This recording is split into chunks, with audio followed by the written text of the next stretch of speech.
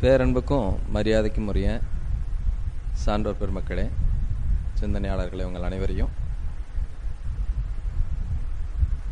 இந்த நல்ல நிகழ்ச்சிக்கு வரவேற்பதில் பெருமகிழ்ச்சி அடைகின்றேன். நீங்களும் உங்கள் அன்பு குடும்பமும்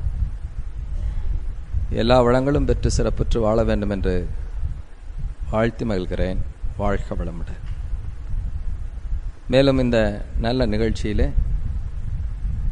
ஒரு 18 மாதங்களுக்கு முன்பு பட்டறை வகுப்பு தொடங்க வேண்டும் என்ற ஒரு எண்ணம் எங்களுக்குள் தோன்றிய போது நமது மதிப்புக்குரிய செல்வின் ஐயா, சரவணன் இவங்கெல்லாம் பேசிகிட்டு இருக்கும்போது இந்த தகவலை நான் மண்டலத்தில் குறிப்பிட்டு, ஐயா இப்படி பட்டறை வகுப்பு தொடங்கலாம் அப்படின்ட்டு இருக்கிறோம். 18 மாத நிகழ்ச்சி உலக சமுதாய சேவா சங்கத்தில் சுமார் 24-25 மாதம் திட்டமிட்ட ஒரு அற்புதமான பயிற்சி இது. சொன்ன உடனே மன மகிழ்ச்சியோடு அதை ஏற்றுக்கொண்டு, செய்யுங்க சுரேஷ், ரொம்ப அவசியம், நம்ம ஆசிரியர்களுக்கெல்லாம் மிக இது பயனுள்ளதாக இருக்கும் என்று ஊக்குவித்து, இதுகார் வரைக்கும் இடைப்பட்ட நேரங்களெல்லாம் எப்படி போகுது பயிற்சி, நல்லா இருக்குதா அப்படின்னு அடிக்கடி கேட்டுக்கொண்டு, அன்பும் கருணையோடு ஐயா வரலைன்னா கூட எங்கே இருந்தாலும் அதை பற்றி விசாரிப்பாங்க. அப்படிப்பட்ட நமது அன்புக்கும் மரியாதைக்கும் உரிய நமது மண்டலத்தினுடைய தலைவர் பச்சைப்பன் ஐயா அவர்களை உங்கள் சார்பாக வரவேற்பதில் பெருமகிழ்ச்சி அடைகின்றேன்.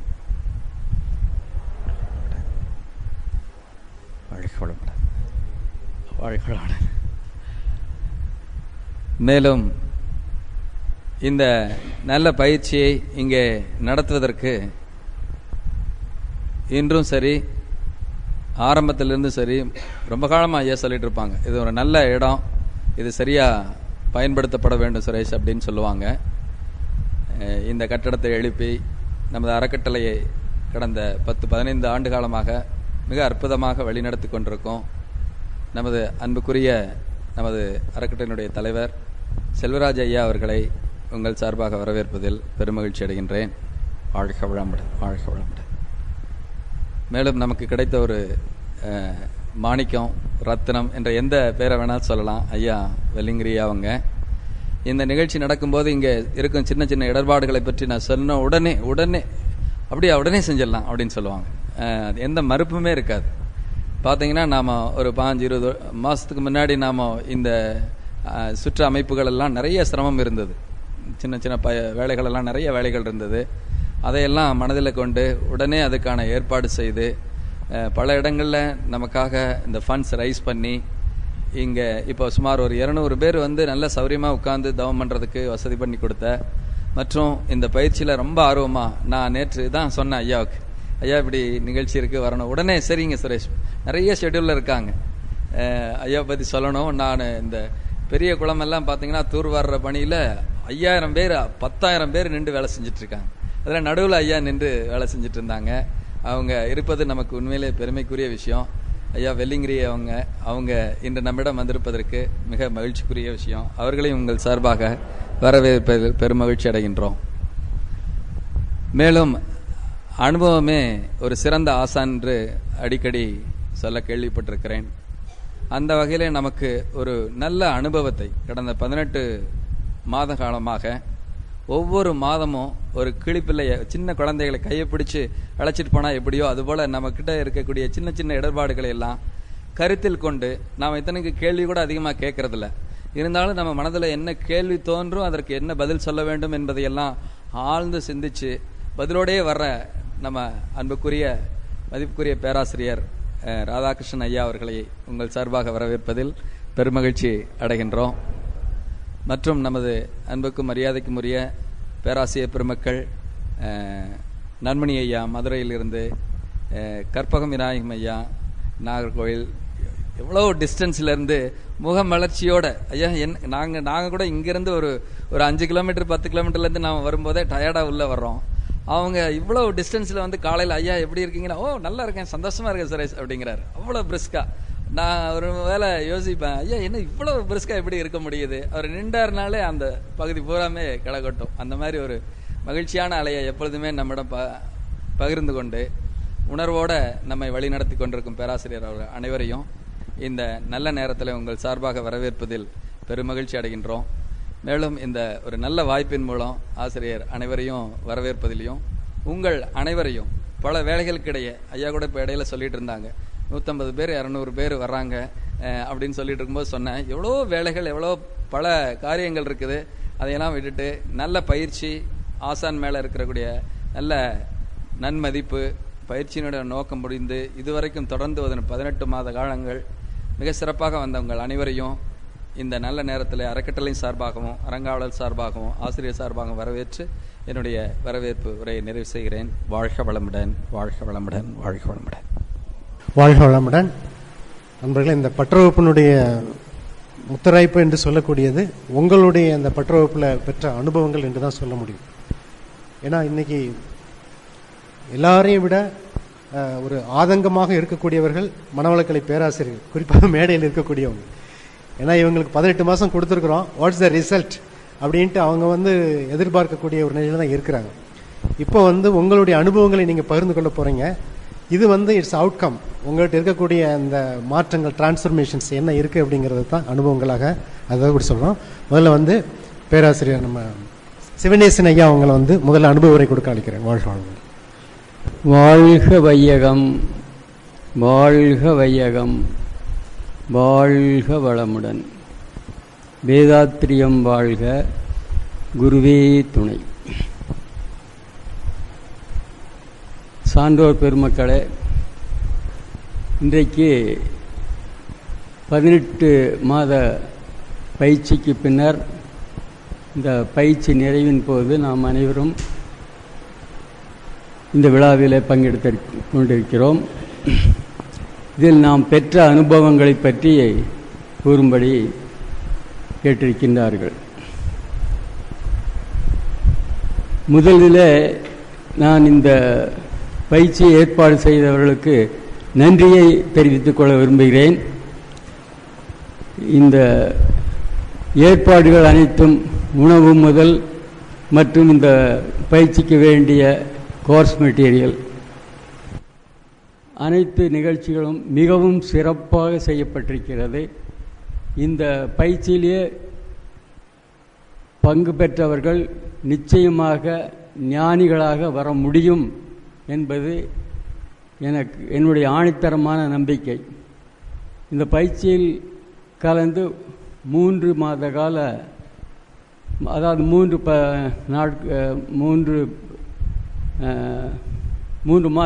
மாதம் 2 நாட்கள் தான் நாம் பயிற்சி பெறுகிறோம். ஒன்று மௌனம், இன்னொன்று இந்த பயிற்சி வகுப்பு. அப்பொழுதே எனக்கு ஒரு உறுதியான நம்பிக்கை வந்துவிட்டது. நிச்சயமாக நாம் ஒரு ஞானியாக முடியும் என்ற நம்பிக்கை நிச்சயமாக எனக்கு வந்துவிட்டது. தவம் மிகவும் சிறப்பாக ஆழ்ந்து தவம் செய்யக்கூடிய ஒரு நிலையும், சிறந்த கருத்துக்களை பெற்றுக்கொண்டு நாம் ஒரு சிறந்த ஞானியாக முடியும், எல்லோராலும் ஆக முடியும் என்ற நம்பிக்கை எனக்கு வந்துவிட்டது. நான் வேண்டிக் கொள்வதெல்லாம், இதை ஒரு ஒர்க் ஷாப் என்று சொல்லி நீங்கள் ரிப்பேர் பண்ணுவதை விட இதை ஒரு கல்லூரியாக, ஒரு யூனிவர்சிட்டி மாதிரி ஏற்பாடு செய்து இங்கே பயிலுகின்றவர்களுக்கு ஞானி என்ற பட்டத்தை நீங்கள் வழங்க வேண்டியதில்லை. ஆனால் இங்கே பயிற்சி பெற்ற சிலருக்காவது இவர்கள் ஒரு ஞானியாகக்கூடிய சகல தகுதிகளையும் பெற்றிருக்கிறார்கள் என்று சான்றளிக்கப்படுகிறது. என்று என்னால் எங்களுக்கு பயிற்சி கொடுத்த ஆசிரியர் பெருமக்கள் எல்லாம் நிச்சயமாக ராதாகிருஷ்ணன் ஐயா போன்றவர்கள் எல்லாம் அவர்கள் நிச்சயமாக ஞானிகள், அதில் எந்த சந்தேகமும் கிடையாது. அவர்களால் சான்றளிக்கப்படும் பொழுது இந்த பயிற்சி பெறுபவர்கள் எல்லோருமே நாமும் அந்த நிலையை அடைய முடியும் என்ற ஒரு நம்பிக்கை வரும்.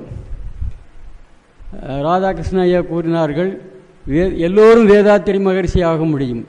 அப்பொழுது எல்லோருமே வேதாத்திரி மகரிஷி ஆக முடியும் என்றால் நீங்கள் ஞானிகள் என்று ஒரு சான்றளிப்பதில் என்ன கஷ்டம் இருக்கப் போகிறது?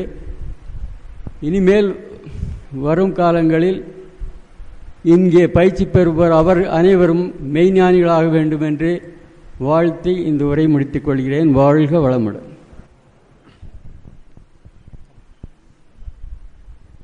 வாழ்க வளமுடன். நன்றி ஐயா. அடுத்து குணசுந்தரி, கோவை அறக்கட்டளை அருள்நிதி. வாழ்க வையகம், வாழ்க வையகம், வாழ்க வளமுடன். குருவே துணை. அறிஞர் பெருமக்கள் நிறைந்துள்ள இந்த அறிவு திருக்கோயிலை வணங்கி என்னுடைய அனுபவ உரையை தொடங்குகின்றேன். ஐயா நேற்று வந்தோடனே கேட்டாங்க, கிளாஸ் ஆரம்பித்த உடனே ஐயா கேட்டாங்க எங்ககிட்ட, நீங்கள் இதில் எந்த நிலையில் இருக்கிறீங்க, தெளிவு பெற்று இருக்கிறீங்களா அப்படின்னு ஐயா கேட்டாங்க. நாங்கள் ஆரம்பத்தில் இந்த அரங்கத்துக்குள்ளே எவ்வளோ பேர் இருந்தோமோ, ஐயா அவங்க பார்த்த மாதிரி இன்றைக்கும் பார்க்குறதுலேருந்து ஐயா அவங்க அதை முடிவு செஞ்சுருப்பாங்க அப்படின்னு எங்களுக்கு ஒரு நல்ல நம்பிக்கை இருக்குது. இந்த பட்டறை வகுப்பு மாத்திரம் இல்லை என்றால் நாங்கள் இந்த நிலையில் இல்லை அப்படிங்கிறது உண்மை. இந்த பட்டறை வகுப்புகளை இவ்வளோ சிரமத்தின் மத்தியிலும் எங்களுக்கு இப்படி ஒரு நல்ல பயிற்சியை கொடுக்கணும் அப்படிங்கிற ஒரே ஆதங்கத்தோட இந்த வேதாத்திரியம் வாழ வேண்டும் என்ற ஒரு ஆசையுடனும் இது இவ்வளோ ஏற்பாடு, எவ்வளோ ஒரு நிகழ்ச்சியை செய்வது, ஒரு நிகழ்ச்சியை நடத்துவதற்கு எத்தனை சிரமங்கள் இருக்கும் என்றாலும் அத்தனை சிரமத்தின் மத்தியிலும் எங்களுக்கு இவை முழுமையாக போய் சேர வேண்டுமே என்ற ஒரு பேராசையுடன் இதை நடத்தி கொண்டிருக்கின்ற அனைவருக்கும் எங்கள் பட்டறை வகுப்பின் சார்பில் எங்கள் நன்றிகள். நாங்கள் இந்த பட்டறை வகுப்பு ஒரு ஊர்லேயும் நடைபெறணும், அந்த ஊரில் உள்ள அனைவருமே இதனால் பயன்பெறணும் அப்படிங்கிறது எங்களோட அனுபவத்தை வச்சு நாங்கள் எல்லாருமே இதை முழு மனசோடு சொல்லுவோம். ஐயா எங்களுக்கு சிறந்த பயிற்சி வந்திருந்த அந்த 18 மாதத்துலேயும் எங்களுக்கு பயிற்சி கொடுத்த அனைத்து மூத்த பேராசிரியர்களும் அவங்க உணர்ந்ததை, தான் பெற்ற இன்பம் பெருக இவ்வையகம் என்ற ஆத்மார்த்தமான ஒரு உணர்வோடு எங்களுக்கு இந்த பயிற்சியை கொடுத்தாங்க. ஏன்னா இதில் நாங்கள் நிறைய கற்றுக்கிட்டோம். எங்களுக்கு கற்றுக் கொடுத்தாங்க, எங்களுக்கு பயிற்சி கொடுத்தாங்க. நிறைய எப்படி சாதிக்கணும், எப்படி தவம் பண்ணணும் அப்படிங்கிற ஒரு நிறைவை எங்களுக்கு கொடுத்தாங்க. அப்படிங்கிறத நாங்கள் நிறைவோடு ஒத்துக்கிறோம். அதனால இந்த பட்டறை வகுப்பு இது முடிவு அல்ல, இது மீண்டும் தொடருது அப்படின்னு செலினையா சொன்னப்போ எங்களுக்கு ரொம்ப சந்தோஷமாக இருந்தது. நாங்கள் கற்றுக்கிறதுக்கு இனியுமே நிறைய இருக்குது. அப்படிங்கிறதுனால நாங்கள் இதை தொடர்ந்து இந்த பேராசிரியர்கள்ட்ட இருக்கிறத அவங்க மூலமாக நாங்கள் எடுத்துக்க ரொம்ப ஆசையாக இருக்கிறோம். அத்தோட இந்த ஜீவாத்மாவையும் இந்த பரமாத்மாவையும் இணைப்பது ஒரு பாலம், ஒரு இக்கரையும் அக்கறையும் இணைப்பதற்கு ஒரு பாலம் அவசியம். ஆனால் அந்த பாலம் கொஞ்சம் தூரத்தில் தான் இருக்கும். ஆனால் இது அப்படி அல்ல. இந்த ஜீவாத்மாவையும் பரமாத்மாவையும் இணைப்பதற்கு இந்த பேராசிரியர்கள் அனைவரும் ஒரு பசை போல் இருந்தார்கள் என்பதை மிகுந்த மகிழ்ச்சியுடன் தெரிவித்துக் கொள்கின்றேன். நன்றி, வணக்கம். வாழ்க நன்றி அம்மா. அடுத்து பரமசிவம் PRS அருள்நிதி. வாழ்க வையகம், வாழ்க வையகம், வாழ்குளமுடன். வேதாத்திரிய தத்துவத்தினுடைய அடிப்படையே பல மதங்களின் கோட்பாடுகளில் உள்ள நல்ல கருத்துக்களை எடுத்து தொகுத்தது. அதை மிக தெளிவான முறையில் ராதாகிருஷ்ணன் ஐயா அவர்கள் மிக நல்ல முறையில் விளக்கம் கொடுக்கினார்கள். அதே போல் மனம், பிராக்ஷனல் டிமாண்டுன்னு சொல்லக்கூடிய பின்னப்பட்ட அறிவு, டோட்டல் கான்சியஸ்குள்ளே எப்படி அடிக்கடி ரீச் ஆகி வரும்போது மனம் சமநிலை அடையும் அப்படிங்கிறது மிக நல்ல விளக்கமாக சொன்னாருங்க. அப்புறம் திருக்குறளில் சொன்ன மாதிரி ஊழையும் உட்பக்கம் காண்பர் உழைவின்றி தாழாது உழற்றுபவர் என்று சொல்லுவது போல் அந்த ஒவ்வொரு கருத்துமே அடிக்கடி அந்த ஞான உபதேசம் மாதிரி நம்ம இந்த மன்றத்தோட சத்சங்கத்தோடு நம்ம தொடர்பு வைக்கும்போது தான் அந்த தத்துவ விளக்கம் மிக நல்ல முறையில் நம்மளுக்கு கிடைக்கிது. ஒரு காலத்தில் தத்துவங்கிறது விளக்க முடியாத ஒரு பிரச்சனையாக தான் இருந்திருக்கு. ஒரு சிறிய சம்பவத்தை சொல்லி நான் இது பண்ணிக்கிறேன். ராமகிருஷ்ண பரமஹம்சர் அப்படிங்கிற மகான் ஒரு சத்சங்கத்தை நடத்திட்டு இருக்காரு. அதில் விளக்கம் சரியாக கிடைக்கலைங்கிறத அவங்க முகத்தை பார்த்து தெரிஞ்சுக்கிறாரு. அப்புறம் இதே மாதிரி மழை பெஞ்சிட்டு இருக்கும்போது அவருடைய ஆசிரமத்துக்கு பின்னாடி போய் பார்க்குறாருங்க. பார்க்கும்போது அங்கே ஒரு பெரிய தவளை, அதுக்கு பின்னாடி ஒரு சின்ன பாம்பு. அந்த பாம்பு அந்த தவளையை பிடிச்சி முழுங்க முயற்சி பண்ணுது. ஆனால் இந்த தவளை நினச்சா அந்த பாம்பை முழுங்கலாம். ஆனால் தவளையினுடைய அறியாமை. அப்போது இயற்கையே பாடமாக இருந்திருக்கு மகான்களுக்கு. அப்போ தான் ராமகிருஷ்ண பரமஹம்சர் உணர்ந்து பார்க்குறாரு, இந்த இடத்துல ஏன் தவளை பாம்பை முழுங்கலை, அப்போ தத்துவங்கிறதே நமக்கு புரியாத விஷயமா இருக்குது அப்படிங்கிறது ஒரு காலத்தில் இருந்தது. அதைய தெளிவாக்கி கொடுத்த வேதாத்திரிய தத்துவம், அந்த மகான்களுக்கு நன்றி. அதே மாதிரி அந்த தத்துவத்தை நமக்கு ஆழ்ந்து ஆய்ந்து கண்ட தெளிவை நமக்கு அடிக்கடி கொடுக்கறதுக்காக இந்த பட்டறை வகுப்பு ஏற்பாடு செய்தது மிகவும் ஒரு ஆத்மார்த்த நன்றியை நான் தெரிவித்துக் கொள்கிறேன். வாழ்கொள்ளமுடன், வாழ்கொள்ளமுடன்.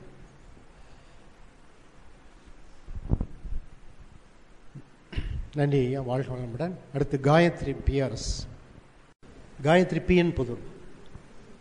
வாழ்க வையகம், வாழ்க வளமுடன். குரு வாழ்க, குருவே துணை. இந்த 18 மாத பற்ற கிளாஸ் எப்படி இருந்தது அப்படின்னு அனுபவ உரை சொல்லணும் அப்படின்னு சொல்லி ஐயா சொன்னார். எனக்கு பேசணும்னு ரொம்ப ஆசை, ஆனால் நின்று அழுதுருவேனோ அப்படிங்கிற ஒரு பயம் எனக்கு காலையிலேருந்து இருந்துக்கிட்டே இருக்குது.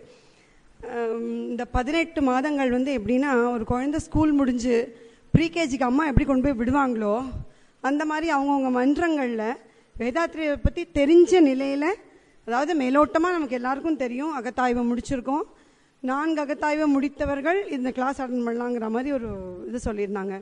நாங்கள் ராதாகிருஷ்ணன் ஐயாவோட வகுப்பு 2008-09 கன்னியாகுமரி அட்டன் பண்ணியிருக்கோம்.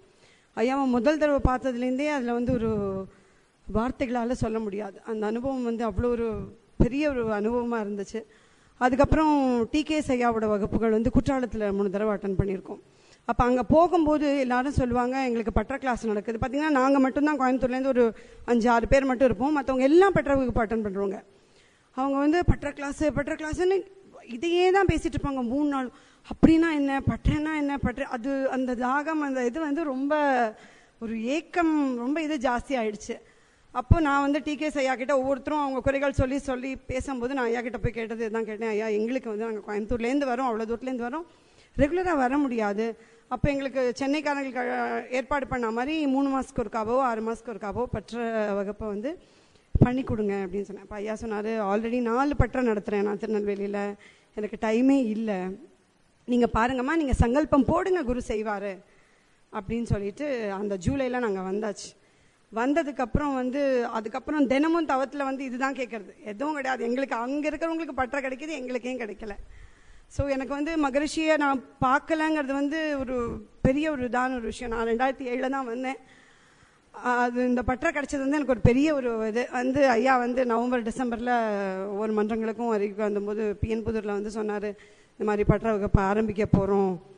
அப்போ ஒரு சின்ன ஷார்ட் பீரியடில் ஒரு 6 மாதம் நம்ம நினச்சத ஒரு விஷயத்தை குரு இந்தா உனக்கு பக்கத்துலேயே, எங்களுக்கு புதூர் ஷார்ட்கட்டில் 15 நிமிஷத்தில் நாங்கள் பேரூர் செட்டிப்பாளையம் வந்துடலாம். அந்த அளவுக்கு ரொம்ப ஒரு அழகாக ஒரு 18 மாதம் ஒரு ப்ரீகேஜியில் கொண்டு விடுற மாதிரி கொண்டு விட்டார். ஃபஸ்ட்டு டே அவ்வளோ அற்புதமாக நான் கிளாஸ் உட்காரும்போது என்னமோ ஒரு பெரிய ஒரு இது கிடைக்குங்கிற ஒரு இதில் தான் வந்தோம். இன்றைக்கி வரைக்கும் அப்படி தான் அந்த இது மாறாமல் அந்த பேராசிரியர்கள் கொண்டு போயிருக்காங்க. ஐயா சொன்ன மாதிரி முதல் இது நம்ம விநாயகத்தோடு ஆரம்பிப்போம் அப்படிங்கிற மாதிரி கற்பக விநாயகம் ஆரம்பித்தார். பட் என் வாழ்க்கையில் அந்த நாள் 29 January it is really a turning point in my life. அது எங்கே வேணால் எப்போ வேணால் நான் சொல்கிறதுக்கு எனக்குள் நடந்த மாற்றங்கள் என்ன அப்படிங்கிறது குரு அறிவார், எனக்கும் தெரியும். அப்படி படிப்படியாக ப்ரீகேஜி, எல்கேஜி, யூகேஜின்னு கொண்டு போய் 12வது முடித்து ஒரு 3 வருஷம் கிராஜுவேஷன் மாதிரி 18 மாதம் நம்மளை இன்றைக்கி ஒரு டிகிரி கான்வெகேஷன் விழா தான் நடந்துகிட்ருக்கு நமக்கு. அந்த மாதிரி ஒரு நிலையில் பேராசிரியர்கள் ஒவ்வொருவரும் ஒவ்வொரு நிலையில் நம்மளை செதுக்கி இருக்காங்க. ராதாகிருஷ்ணன் ஐயா எப்பவும் சொல்கிற மாதிரி உள்ளே சிற்பம் செய்யறது இல்லை, இருக்கிற எக்ஸ்ட்ரா கல்லை வெளியில் எடுக்கிறோம், அது ஸ்கல்ப்சராக மாறுது. அந்த மாதிரி நமக்குள் இருக்கும் இறைத்தன்மை, நமக்குள் இருக்கும் குரு, நமக்குள் இருக்கும் வேதாத்திரியை ஒவ்வொரு நிலையிலையும் உணர வச்சார். பல நேரங்களில் கற்பகநாமையா பேசும்போது எனக்கு ரொம்ப ஆதங்கமாக இருக்கும். அவர் சொல்லுவார், மகரிஷி பார்த்துருக்கோம், மகரிஷி பேசியிருக்காரு, மகரிஷி செஞ்சுருக்காரு, ஐயோ எனக்கு இந்த வாய்ப்பு குருவே நீ கொடுக்கல, உங்களை பார்க்க முடியல, உங்களை இது பண்ண முடியல. பட் வீ கேன் ஃபீல் ஒவ்வொரு க்ஷண பொழுதும் குருவின் டிராவல் நம்ம கூடவே இருக்குது அப்படிங்கிறத நம்மளால் உணர முடியுது. ஒரு சின்ன ஒரு நிகழ்ச்சியை மட்டும் சொல்லிட்டு நிறைவு பண்ணிக்கிறேன். ஐயா சொல்லிட்டு இருந்தார், நான் மகரிஷி கூடவே இருந்திருக்கேன், மகரிஷியை கூட்டிகிட்டு போனோம் பண்ணோன்னெல்லாம் நான் நினச்சிருக்கேங்கிற மாதிரி கற்பக நம்ம ஐயா ஒரு தடவை சொன்னப்போ எனக்கு அவங்க இந்த பற்ற வகுப்பு அந்த 2 நாள் 3 நாள் முடியறது இல்லைங்க, அந்த மாதம் ஃபுல்லாக அந்த ட்ராவல் இருந்துக்கிட்டே இருந்துச்சு. பேராசிரியர்கள் பேசுகிற ஒவ்வொரு சொல்லும் சமைக்கும் போதும் சரி, ஒவ்வொரு வேலைகள் செய்யும் போதும் அவ்வளோ ஒரு மாற்றம், அவ்வளோ ஒரு மாற்றம்னா அவ்வளோ ஒரு மாற்றம். அப்போது நான் நினச்சிட்டு இருந்தேன், ஏன் பேராசிரியர் சொல்கிறாரு, அவர் போய் மேடையில் பேசுகிறாரு செய்கிறாரு, எனக்கு ஒரு வாய்ப்பு, நான் உங்ககிட்ட எதுவுமே கேட்கல, ஒரு தடவை உங்களை நான் பார்த்துருக்கலாம், நான் எப்படி மேடைகளில் போய் பேசுவேன், நான் வேதாத்திரி பார்த்தேன், வேதாத்திரிக்கு நான் சமைச்சு போட்டேன், நான் குரு பக்கத்தில் நின்னேன், இப்படியெல்லாம் எனக்கு வாய்ப்பு கிடைக்காத நிலைக்கு இதாகிடுச்சு அப்படின்னு. உண்மைக்கு அன்பர்களே, என் தம்பிக்கு வந்து பொண்ணு பார்த்துருக்கோம், அவங்க வந்து நாகர்கோயில். அந்த பொண்ணோட தாத்தா வந்து எங்கள் வீட்டை பார்க்க வந்தார். அவர் பார்க்க வந்தப்போ சாட்சாத் அப்படியே வேதாத்திரி மகரிஷி, ஒரு க்ஷணம் எனக்கு பாருங்க உடம்பு நடுங்குது, ஒரு க்ஷணப்பொழுது அவர் அந்த கார்லேருந்து இறங்கினோன்னு அப்படியே மகான் எப்படி மகரிஷி நிற்பாரோ அதே மாதிரி இருந்தார். எனக்கு அவங்க உள்ளே வந்து எனக்கு வாங்கன்னு கூட சொல்ல வரல, ஏன்னா நான் கொஞ்சம் தைரியமாக பேசுகிறவ தான், எப்போவுமே நான் பேசுறதுக்கு பயப்பட மாட்டேன். ஆனால் எனக்கு கண்லேருந்து தண்ணியாக வருது, அவ்வளோ ஒரு பேரானந்த நிலை, என்ன ஒரு கருணை, இந்த கருணை குருவன்றி வேறு யாருமே பண்ணவே முடியாது. அப்போ எனக்கு ஒரு இது சரி, அதாவது பேராசிரியர்கள் நிலை வேற, நான் இப்போ தான் கிளாஸ் எடுத்து வச்சுருக்கேன், ஸ்கூலுக்குள்ளே வரலாமா வேண்டாமான்னு அழுதுகிட்டே வர ஒரு குழந்தை நிலை தான் என்னோடது. பட் என் மேலேயும் இவ்வளோ ஒரு கருணை காமிச்சு நான் பார்க்க முடியும்னு அந்த தாத்தா அத்தனை பேர் எல்லாரும் சொல்கிறாங்க, எனக்கு நீ தான் பண்ணணும்னு. பக்கத்துலேயே நின்று அந்த தாத்தாக்கு சர்வ் பண்ணி அவர் வந்து அவ்வளோ ஒரு குருவே எனக்காக வேண்டி வந்த மாதிரி ஒரு நிலை. ஸோ அதனால் வந்து எல்லாருக்கும் இந்த அனுபவங்கள், நமக்கு இந்த மாதிரி எண்ணங்கள் வரத்துக்கும் சரி, இந்த அனுபவங்கள் நமக்கு கிடைக்கிறதுக்கும் வந்து முழுக்க முழுக்க முழுக்க பொறுப்பு வந்து பேராசிரியர்கள் தான். அவங்க கிளாஸ் எடுத்த விதம், அவங்க ஒவ்வொரு தவமும் எப்படி பண்ண, 9 மைய தவமெல்லாம் அப்படி ராமநாதன் ஐயா சொல்லி கொடுத்தது வந்து கடைசி மூச்சு இருக்கிற வரைக்கும் ஞாபகம் இருக்கும். ஒவ்வொன்றும் அது எப்படி எப்படி ரிலேட் ஆகி மகரிஷி எப்படி வந்து எடுத்துருப்பாரோ அந்த அளவுக்கு அருமையாக செஞ்சாருன்னா, அது அன்றைக்கி எடுத்துகிட்டு போய் அன்றைக்கி ஈவினிங் அப்போவே போய் உட்காந்து வீட்டில் பெரிய ஒரு இது வரைஞ்சி 9 மைய சார்ட் போட்டு எங்கள் ஹாலில் மாட்டியாச்சு. ஸோ ஏறி வரவங்கெல்லாம் வேதாத்திரி அன்று இது என்னமோ சம்திங் இஸ் நியூ, இது இதோட ரிலேட் ஆகிருக்கு, ஒவ்வொன்றோட கலந்துருக்கு அப்படிங்கிறது நமக்கு தெரிஞ்ச விஷயங்கள் பையா சொல்ல மாதிரி தனித்தனியாக போய் சொல்கிறதுக்காக நம்ம வீட்டுக்கு வர வெளி அன்பர்களுக்கும் தெரியக்கூடிய ஒரு வாய்ப்பை கொடுத்தது வந்து இந்த பற்ற இதுதான். இந்த 18 மாதம் இதை நடத்துறதுக்கு வந்து எத்தனை சிரமங்களுக்கு நடுவில் செல்வின் ஐயா வந்து நைட் அவர் ஆஃபீஸ்க்கும் போயிட்டு வந்து வீட்டு வேலைகளும் முடிச்சுட்டு எத்தனை மணிக்கு நீங்கள் ஃபோன் பண்ணாலும் அவ்வளோ ஒரு உற்சாகத்தோட எந்த ஒரு சலிப்பும் இல்லாமல் அவ்வளோ அழகாக ஆர்கனைஸ் பண்ணி ரெகுலராக மெசேஜஸ் அனுப்பிச்சு, ரொம்ப முக்கியம், மறந்து போய் மெசேஜ் ரீச் ஆகலைன்னா கூப்பிட்டு சொல்லுவார். இதுக்கெல்லாமே வந்து எல்லாருக்குமே நன்றி சொல்ல ரொம்ப கடமைப்பட்டிருக்கோம். இந்த வாய்ப்பு கொடுத்த எல்லாருக்கும் நன்றி, வேதாத்திரிக்கு ரொம்ப ரொம்ப நன்றி. வாழ்க வளமுடன். வாழ்க வளமுடன். நன்றி அம்மா. எனக்கு ஒரு இடையில ஒரு டவுட் வந்துச்சு, என்னென்னா இந்த நீங்கள் சினிமா கிளைமேக்ஸில் உள்ளதான் எல்லாருக்குமே ஞாபகம் இருக்கும், கடைசியில் சுபம் போடுறாங்க அல்லது வில்லனை கொண்டுட்டாங்க அப்படின்னு சொல்லி. அதுபோல் ஃபினிஷிங் ராதாஷியா பண்ணங்கிறதுனால மற்றவங்களெல்லாம் விட்டுட்டாங்களே அப்படின்னு நினச்சேன் நான். ஏன்னா ஆரம்ப கட்டத்தில் எழுத்து போடும்போது யாரும் அதிகமாக வரமாட்டாங்க. ஆனால் உங்களுக்கு ஆரம்ப கட்டத்தில் தெரியுங்க, ஆக்சுவலாக கற்பவினையா தான் வந்து 2-3 கிளாஸ் கொண்டு வந்தாங்க அவங்க. ஆக்சுவலாக அந்த க்ரௌடை வந்து அப்படியே கீப் அப் பண்ணணும் அப்படின்னு நினச்சப்போ ஆக்சுவலாக அவருடைய எபிலிட்டி இல்லை அப்படின்னு சொன்னால் அந்த ஃபஸ்ட் இனிஷியல் ஸ்டேஜ் கொண்டு வந்திருக்கவே முடியாதுங்க ஆக்சுவலாக. ஏன்னா அவங்க வந்து அவ்வளவு திறமையாக வந்து கற்பவினையாக வந்து எனக்கே ரொம்ப ஆச்சரியமாக இருந்துச்சு. என்னென்னா எல்லாருமே அங்கே ஒரு அன்பர் வந்திருந்தார், வெளியூர்காரர் வந்தவர், ஒரு 10 நிமிஷம் இருந்துட்டு போகிறேன்னு சொன்னவர் பேச்சை கேட்டதுக்கப்புறம் கற்பவினையை பேச்சை கேட்டதுக்கப்புறம் 4 மணி வரை இருக்கிறேன் அப்படின்ட்டு இருந்துட்டாருங்க. அந்த அளவுக்கு எல்லா பேசிரியர்களும் நம்மளுக்கு ஒரு சிறப்பு கொடுத்தாங்க. அடுத்து புனிதா சூலூர். வாழ்க வளமுடன். குருவே துணை. இந்த பட்டறை வகுப்புக்கு எல்லாத்துக்கும் நல்லா ஒரு மாற்றம் கிடச்சிருக்கு. எனக்குள்ளேயும் நல்ல மாற்றம், எல்லா பண்பு பயிற்சியும் நான் என்னோடய லைஃப்பில் அப்ளை பண்ணி பார்த்துருக்குங்க. அது மிக கடினமாக தான் இருக்குது, இருந்தாலும் தக்க வச்சுக்கிறதுக்கு கொஞ்சம் கஷ்டமாக இருந்துச்சு. ஆனால் தொடர்ந்து ட்ரை பண்ணுறக்கு அடுத்த அறிவியல் பயனுக்கு ஜாயின் பண்ணியிருக்கேன். ரொம்ப நன்றி. வாழ்க வளமுடன். நன்றியம்மா. அடுத்த ரங்கநாதன், ராமநாதபுரம். வாழ்க வையகம், வாழ்க வையகம், வாழ்க வளமுடன். குடும்பத்துக்கு குத்துவிளக்கு ஏற்றி கொடுத்த குருவே வாழ்க வளமுடன். மடமடவென்று இல்லாமல், கடகடவென்று இல்லாமல், தகதகவென்று மின்ன சீடர் பிள்ளையார் சுழி போட்டார். எளிமையாக நடைபயணம் தொடர பணவம் தவத்தினால் கேட்க இயலாதா என்று தனது வாழ்க்கை அனுபவம் மூலம் தெளிவுபடுத்தினார். மாலையிட்டு ஐயப்பனுக்கு பணம் தேவை என்று 2 லட்சம் கேட்டு பக்தி பரவசமாக கேட்க சிறிது காலம் கழித்து தனது வேலையில் விஆர்எஸ் கொடுத்து அனுப்பிய நிலைமை நகைச்சுவையோடு கொடுத்து பற்றை ஆரம்பம். எளிய நடைக்கு வித்திட்டவர் சீடர் விவேகானந்தர் ஐயா அவர்கள் ஆழ்ந்து சிந்தித்து உச்சரித்த வாக்குகள். கவி பல தொடுத்து காயகற்பம் பலன் 10 கவியும் உயிரின் மேன்மை அடைய செவிக்கு வெறுந்திட்டவர் மன்னார்குடி சந்திரன் ஐயா அவர்கள். நளினமான நடையாக புரியும்படியாக புன்மருளுடன் முனிரத்தினம் ஐயா அவர்கள்.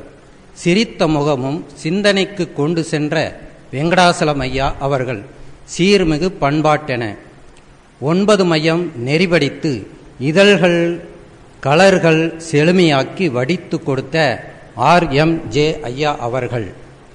காயகற்ப கலைக்கு உதாரணம் அள்ளி வீசி பட்டாசு கிளப்பிய சத்தியமூர்த்தி ஐயா அவர்கள்.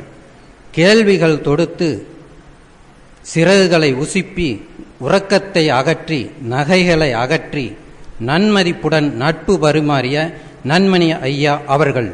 இன்னும் மௌனத்திற்கு வந்த சீடர்கள். கடலையும் சர்க்கரையும் போல, பாசியும் துவாரம் போல, மாவும் பூந்தியானது போல, மணவளக்கலை அல்லாதோர் தேடுதல் போல, எண்ணெயும் திரியும் போல, உறக்கத்தில் உடை அவிழ்வது ஏன்? உறக்கம் உடலுக்கா மனதிற்கா? ஓர் உயிர் மலநீரா இளநீரா? ஆழ்ந்த உறக்கம் ஆழ்நிலை தியானமா? அற்புதங்கள் பல நிகழ்த்தி குருவின் சீடர் நாகைக்கு சொந்தமல்ல, நாட்டுக்கே சொந்தம். நாட்டுக்கு சொந்தமல்ல, உலகுக்கே சொந்தம். நாடகத்திற்கு வழிகாட்டினார் உலக நலத் தொண்டர். நடிக்கச் சொல்லி சீடர் வழிகாட்டினார். நாம் நடிப்போம், பிறருக்கு எடுத்துரைப்போம். அன்பான அலைகடல், ஆரவாரம் இல்லாத ஆழ்கடல். இச்சையை உணர்வோம், ஈதலுடன் வாழ்வோம். உடலுக்கே உடற்பயிற்சி ஏற்போம், ஊருக்கே எடுத்து சொல்வோம். எனக்கும் நல்லதே, ஏனிப்படி ஏறி பாயாசம் சாப்பிடுவோம்.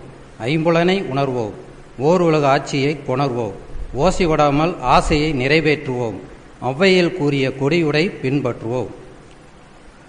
தான் சமுதாயம் இயற்கை என்ற மிக்கூட்டு வாழ்க்கையை பின்பற்றுவோம். வாழ்க வளமுடன். நன்றி ரங்கநாதன் அவர்களே. அவர்கிட்ட இவ்வளவு கவிதை இருக்குன்னு இன்னைக்கு தான் எக்ஸ்போஸ் ஆகிருக்குங்க. வாழ்க வளமுடன். வாழ்க வளமுடன். அடுத்து முத்துலட்சுமி மணிஃபீடர். வாழ்க வளமுடன். பற்றை வகுப்பு 18 மாதம் விடாமல் நான் வந்திருக்கேன். நேற்று ஐயா சொன்னார், இதில் வந்து ஒரு 20 பேர் யானி ஆகலான்னு சொன்னாங்க. ஆனால் நேற்று ராதாகிருஷ்ண சார் எடுத்ததில் வந்து நான் நேற்று ஞானி ஆகிட்டேன்னு நினைக்கிறேன். நேற்று உண்மையிலே ஞானி ஆகிட்டேன். இந்த 18 மாதம் பட்டையில் நான் இந்த 18 மாதம் பட்டையில் நேற்று உடனே ஞானி ஆகிட்டேன். இது வரைக்கும் நான் ஞானி ஆக போகிறேன். நான் ரொம்ப நல்லா இருந்துச்சு. ஐயா வந்து 18 மாதம் நான் விடாமல் முயற்சி பண்ணி ஞாயிற்றுக்கிழமையான அது எப்போ பற்றை வரும் பற்றை ரொம்ப இன்ட்ரெஸ்ட், பயங்கர இன்ட்ரெஸ்ட் வந்து எங்குமே போக மாட்டேன். பற்றை கிளாஸுக்கு வந்து அட்டன் பண்ணேன். ஆனால் வந்ததுனால தான் நான் ஞானி ஆகிட்டேன்னு நினைக்கிறேன். இடையிலலாம் வந்து நிறுத்திருந்தேன் ஞானி ஆக முடியாது. ஐயா சொன்னார், நீங்கள் 20 பேர் ஞானி 6 ஆனாங்களும் தெரியாது, நானும் ஆகிட்டேன், ஞானி ஆகிட்டேன். ரொம்ப நல்லா இருக்கு. அப்புறம் வந்து என் வாழ்க்கையில் நடந்ததெல்லாம் ஐயாட்ட சொன்னேன் நான். அதை பற்றி நீங்கள் ஹேர் பண்ணிக்காதீங்க, உங்கள் வாழ்க்கையை நீங்கள் நேர் பண்ணிக்கன்னு சொன்னாங்க. நேற்றுலேருந்து நான் முடிவு பண்ணிட்டேன், எதை பற்றி கவலைப்படுறதே இல்லை, எதை பற்றி நினைக்கிறதே இல்லை. நான் மட்டும் நல்லா இருக்கணும், நான் வந்து எதுக்கு அவங்களுக்கு தடையாக இருக்கக்கூடாது, என்னால் அவங்க மனசு பாதிக்கக்கூடாதுன்னு சொன்னார். அதெல்லாம் நான் சமாதானப்படுத்திட்டேன். நான் வந்து பற்றை வகுப்பில் சேர்ந்ததுலேருந்து நிறைய மாற்றங்கள், நிறைய வீட்டில் எல்லாம் வெளியில் எல்லாம் முத்துலட்சுமி பற்றை வகுப்புக்கு போகிறாங்க. பற்றை வகுப்பு ரொம்ப பெருமை புகழ். ரொம்ப ஐயாவோட இதெல்லாம் நம்ம பேரெல்லாம் பேசாமல் வீட்டில் உட்காந்துட்டு கணவன் மனைவிக்குள்ளே சண்டை போட்டுக்கிட்டு வீட்டில் பிரச்சனை பண்ணிட்டு தான் இருப்போம். இங்கே வந்து உலகம் எல்லாம் என்ன நடக்குது, யாருக்கிட்ட எப்படி பேசணும், யாருக்கிட்ட எப்படி இருக்கணும், எப்படி குடும்பத்தை நடத்தணும், எப்படி குழந்தைகளை எப்படி வளர்த்தணும் எல்லாம் சொல்லி கொடுக்குறாங்க. செல்வினையெல்லாம் வந்து ரொம்ப இத்தனை பேர்த்த நம்ம பார்க்கறதுக்கு உண்மையிலே கொடுத்து வச்சிருக்கணும். வீட்டில் எல்லாரும் பேசாமல் வீட்டை டிவி பார்த்துக்கிட்டு எவ்வளோ பிரச்சனையை சால்வ் பண்ணிட்டு இருப்பாங்க. நம்ம இத்தனை எல்லா தெய்வங்களும் ஐயா தான் சொல்லுவார், எல்லா தெய்வங்களை பார்த்து நம்ம நிறைவு சந்தோஷமா நிறைவாக இருக்கிறேன். வாழ்க வளமுடன். வாழ்க வளமுடன் ஞானி அவர்களே. வாழ்க வளமுடன். வாழ்க. நான் கூட மறந்துட்டேன், ஐயா எத்தனை பேர் தேர்வாங்கன்னு ஒரு கேட்டாங்க, அவங்க நல்லா ரிமைண்ட் பண்ணி வச்சுக்கிட்டு நாங்கள் ஞானின்னு சொல்கிறாங்க. Very good, very good. வாழ்க வளமுடன். அடுத்து வெரி குட். வாழ்க வளமுடன். செல்வராஜ் சிட்கோ. வாழ்க வையகம், வாழ்க வையகம், வாழ்க வளமுடன். குரு வாழ்க, குருவே துணை. நான் இந்த பட்டறை கிளாஸில் சேர்ந்ததிலிருந்து என்னோட அனுபவங்களை ஓரளவுக்கு கற்றிருந்தாலும் அதை நான் வேதாத்திரியத்திற்குள் மட்டுமல்லாது வேதாத்திரியம் தாண்டி பிற மனிதர்களிடத்தில் எடுத்துச் செல்வதில் தான் உண்மையிலே நான் செய்திருக்கின்றேன் என்பதுதான் உண்மை. நாம் இந்த வேதாத்திரியம் கற்றுக்கொள்கின்ற பொழுது எங்கு செல்கின்றோமோ அங்கே எல்லாம் நம்மையும் உயர்த்தி கொண்டு செல்லுகின்ற அந்த இடங்களையும் உயர்த்தி செய்வது இந்த வேதாத்திரியம் தான். இந்த வேதாத்திரியத்தின் உயர்வு என்பதை கூறுவதற்காக ஒரே ஒரு நிகழ்வை மட்டும் என் அனுபவத்தை சொல்லிக் கொள்கின்றேன். நான் மனித உரிமைகள் கழகம் சர்வதேச அமைப்பு என்ற ஒரு அமைப்பினிலே ஆன்மீக அணியின் நிர்வாகியாக இருக்கின்றேன். அதன் பொருட்டு என்னை கடந்த மாதம் போத்தனூர் பகுதியில் இருக்கின்ற ஃபுட்பால் ஃபெடரேஷன் என்ற மாணவர்களுக்கான பயிற்சி நிறைவு விழாவிற்கு அழைத்திருந்தார்கள். அங்கு சபையில் நிரம்ப ஐஏஎஸ் கேட்ற அளவுக்கு நிரம்ப சான்றோர் பெருமக்கள் அமர்ந்திருந்தார்கள். அந்த இடத்தில் திடீரென்று என்னையும் அவர்கள் ஓரிரு வார்த்தைகள் ஃபுட்பாலை பற்றி பேசுமாறு அழைத்து விட்டார்கள். எனக்கு மிகுந்த வருத்தம். எப்படி என்றால் என்ன பேசுவதென்றே தெரியவில்லை.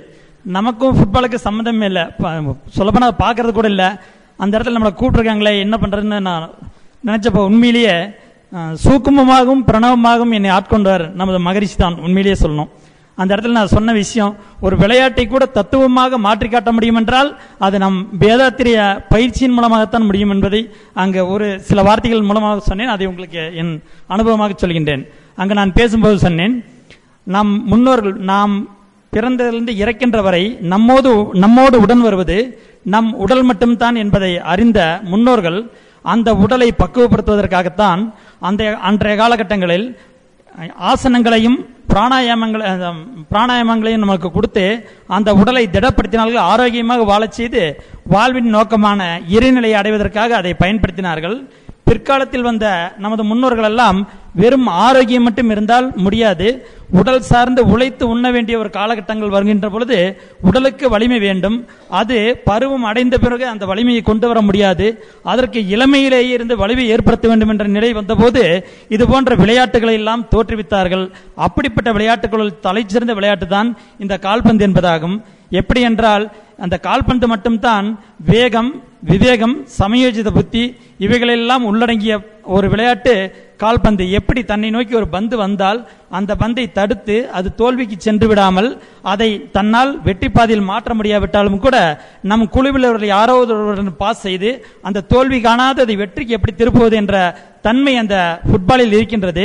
இதை நீங்கள் குழந்தைகளுக்கு அங்கே ஒரு 500 குழந்தைகள் அந்த பயிற்சியில் வந்திருந்தார்கள்.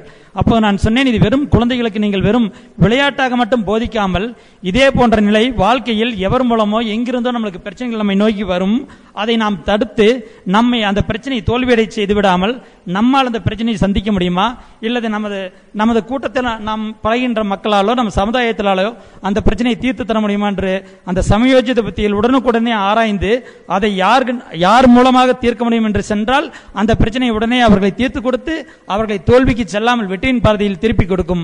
இதை நீங்கள் குழந்தைகளுக்கு வெறும் விளையாட்டாக சொல்லாமல் ஒரு வாழ்க்கை தத்துவமாக கொடுங்கள், அப்பொழுதுதான் இது பயன்படும் என்று அந்த இடத்தினிலே ஒரு விளையாட்டு நிகழ்வை கூட ஒரு தத்துவ நிகழ்வாக மாற்றி காட்டிய சிறப்பு நம் வேதாத்திரியத்திற்கு தான் இருக்கின்றது. அந்த வகையில் நான் பயின்ற விதங்களை நிரம்ப விஷயங்கள் இந்த மாதிரி அன்றாட வாழ்க்கையில் நான் அடிக்கடி எங்கள் வீட்டில் கூட சொல்லுவேன். ஏதாவது புரியல வேதாத்திரி கண்ணடி போடுவாங்க புரியும்பேன். ஒரு ஸ்கூலில் சொல்லும்போது மாதா, பிதா, குரு, தெய்வம் என்று 4 நிலையில் உணர்த்தி கொண்டிருந்தார்கள்.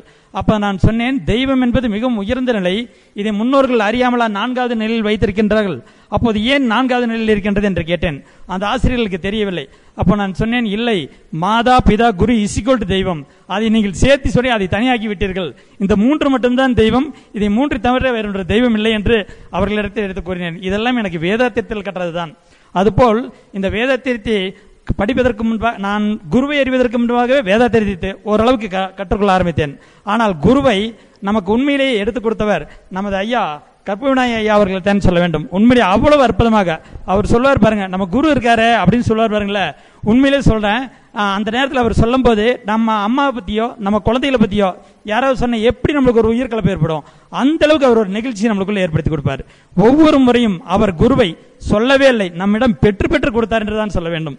உண்மையிலே குருவை கண்டிருந்தாலும் கூட இத்தனை அற்புதமாக இவ்வளவு விஸ்வரூபமாக நமக்கு குரு காட்சி அளித்திருக்க வேண்டாம். நான் என்றால் குருவை நான் கண்டதில்லை. ஆனால் அந்த குருவை நான் நேரடியாக கண்டிருந்தால் கூட என்னுள் இவ்வளவு உயர்ந்த நிலையில் இருக்க மாட்டார். அத்தனை அளவுக்கு உயர்த்தி காட்டியவர் நமது கற்பகவிநாயக ஐயா அவர்கள் தான். ஆனால் அவர் கேட்ட குரு காணிக்கையை தான் என்னால் இன்னும் சரியாக கொடுக்க முடியவில்லை, அதை தொடர்ந்து கொடுத்து விடுவேன். அதே போல நமது நன்மணி ஐயா அவர்கள் உண்மையிலே ரொம்ப ரொம்ப அற்புதம். இந்த கருமையத்தோட தொடர்புகள், வித்து பதிவு, எப்படி 3 உடல், அதற்கு 3 அறிவு, இதெல்லாம் அவர் சொல்ல சொல்ல உண்மையிலே சொல்லப்போனா இந்த பிரம்ம ரகசியம், பிரம்ம சூத்திரம், இதெல்லாம் யாரோ பெரிய வார்த்தைகள்னு சொல்லியிருந்தாங்க. ஆனா அவர் சொல்ல சொல்ல அந்த பிரம்மத்தில் இருக்கிற கூட அந்த நுணுக்கங்கள் அவர் சொல்ல சொல்ல இன்னைக்கு எந்த ஒரு நெல்மணிகளை பார்த்தா கூட எனக்கு நன்மணிகளாக தான் தெரிகிறது. உண்மையிலே அவ்வளவு அற்புதம். எப்படி அவைகளெல்லாம் அந்த அந்த வான்காந்த ஆற்றல் மூலம் 1 போகம் அரிசி கிடைச்சப்போ அது எப்படி அவ்வளவு சக்தியா இருந்தது, 3 போகம் அரிசி கிடைச்சா அது ஏன் வெறும் பதற மாதிரி நம்மளுக்கு இருக்குங்கிறதுக்கு அந்த டைமிங்குள்ள அதெல்லாம் அந்த தாவரங்கள் எதை கிரகித்துக் கொள்கின்றன, எப்படி சக்தியை சேர்த்திக் கொள்கிறது, இப்படியெல்லாம் பார்க்கும்போது இன்னைக்கு எந்த பழத்தை, எந்த ஒரு தக்காளி ஹைபிரிட் பழத்தை கூட வெறும் பலூன் மாதிரி தான் தெரியுது, அது ஒரு பொல்லையா தான் தெரியுது. உண்மையிலேயே அவர் அத்தனை தூரம் அந்த நம்ம வான்காந்த ஆற்றலின் தத்துவத்தை நம்மளுக்கு எடுத்துக் கொடுக்கிறார் நம்ம நன்மையை அவர்கள். அதே மாதிரி வாழ்க்கை தத்துவத்தையும் இறை தத்துவத்தையும் நமது ராதாகிருஷ்ண ஐயா சொன்னதெல்லாம் நிறைய 1% தான் அவர் கொடுத்தல இந்த மண்டை ஏறி இருக்கு. உண்மையிலேயே அவ்வளவு அற்புதங்களை கொடுத்திருக்காரு. எனக்கு இருக்கிற அறிவுக்கு அவர் கொடுத்தல என்ன 1% 2% தான் புரிஞ்ச மாதிரி இருக்குங்க. அவர் சொன்னதெல்லாம் எப்படி நம்ம சிந்தித்து கொண்டு சும்மா இரு, இது சொன்னப்ப எனக்கு ரொம்ப கன்ஃபியூஸ். இவரே சிந்திக்கவும் சொல்றாரு, இவர் சும்மா இருக்கவும் சொல்றாரு. 2வது தெரிஞ்சது, நம்ம வாழ்க்கையில சிந்திக்க வேண்டிய நேரங்களெல்லாம் நம்ம சும்மா இருந்துட்டோம், சும்மா இருக்கிற வேண்டிய நேரத்திலாம் சிந்திச்சுட்டோம், அதனாலதான் இத்தனை குப்பைகள் நம்ம மனசுக்குள்ள சேர்ந்துருச்சு அப்படின்னு சொன்னப்பந்தான் இந்த குப்பைகளை எப்படி தூக்கி போடுறது அப்படின்னு சொன்னப்ப அவர் அதுக்கு ஒரு டெக்னிக் சொன்னாரு. இங்கு சேர்ப்பதற்கு ஒன்றும் இல்லை, விடுவதற்குத்தான் அனைத்தும் இருக்கின்றதுன்னு சொன்னாரு.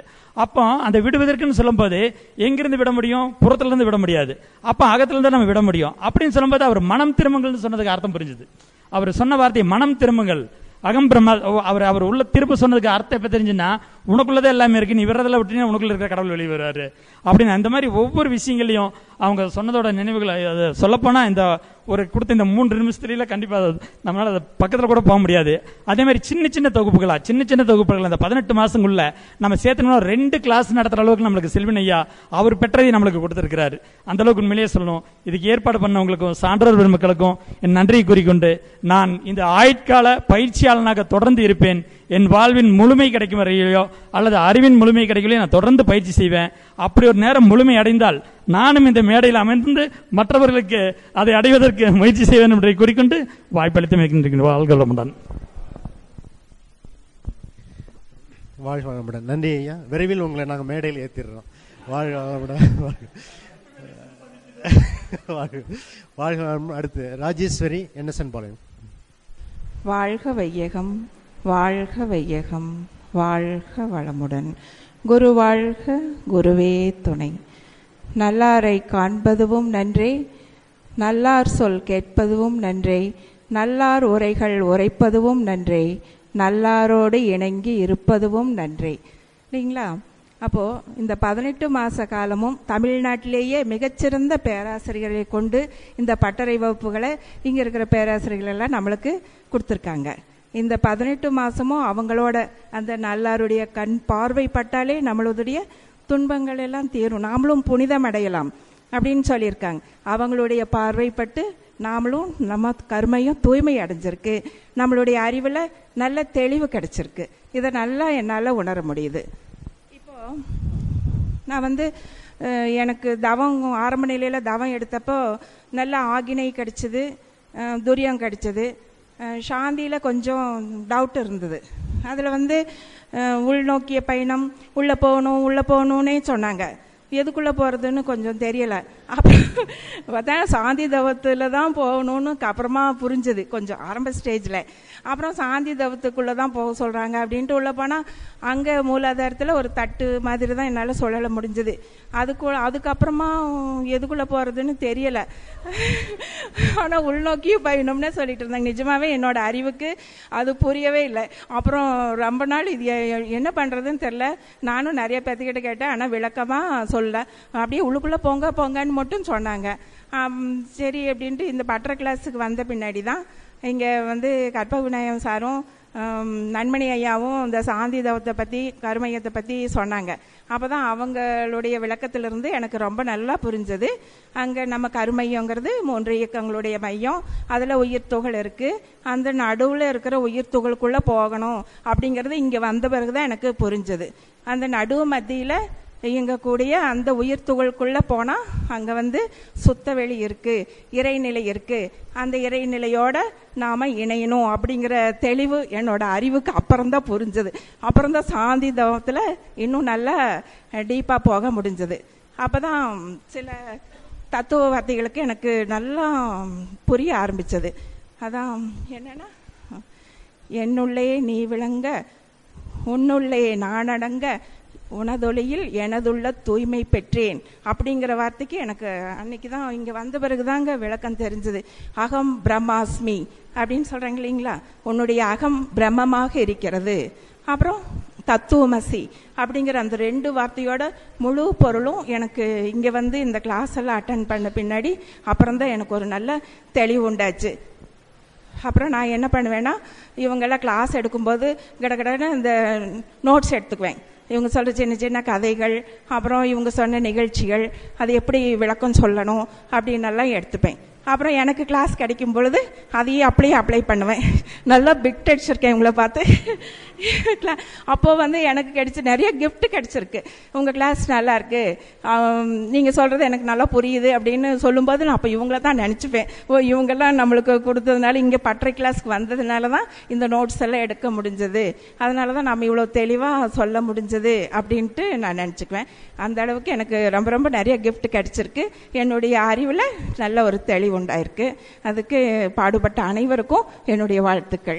வாழ்க வளமுடன். நன்றி அம்மா, வாழ்க வளமுடன். விஸ்வநாதன் சிட்கோ. வாழ்க வையகம், வாழ்க வையகம், வாழ்க வளமுடன். மணவளை குடும்ப அன்பர்கள் அனைவருக்கும் என்னுடைய முதற்கண் வணக்கத்தை தெரிவித்துக் கொள்கிறேன். பட்டறை வகுப்புக்கு முன், பட்டறை வகுப்புக்கு பின். பட்டறை வகுப்புக்கு முன்னால் நான் இந்த பேரூர் செட்டுப்பாளையம் எங்கே இருக்குன்னு எனக்கு தெரியாதுங்க. முதல்ல துணை பேராசிரியர் பயிற்சிக்காக வேண்டி இங்கே ஏற்பாடு செஞ்சுருந்தாங்க. அப்போ வேதசுப்பையா ஐயா தான் சொல்லிக்கிட்டு இருந்தாங்க. அதுக்கு முன்னாடி சுத்தவெளி தான் தெய்வம் அப்படின்ற ஒரு கன்ஃபியூஷனில் இருந்தான்.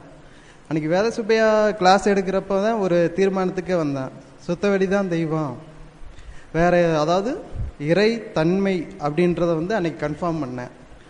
அதுக்கு அடுத்து மௌனம் இங்கே இருக்குது அப்படின்னு சொன்னாங்க. அடுத்து மௌனத்தில் ஜாயின் பண்ணேன்.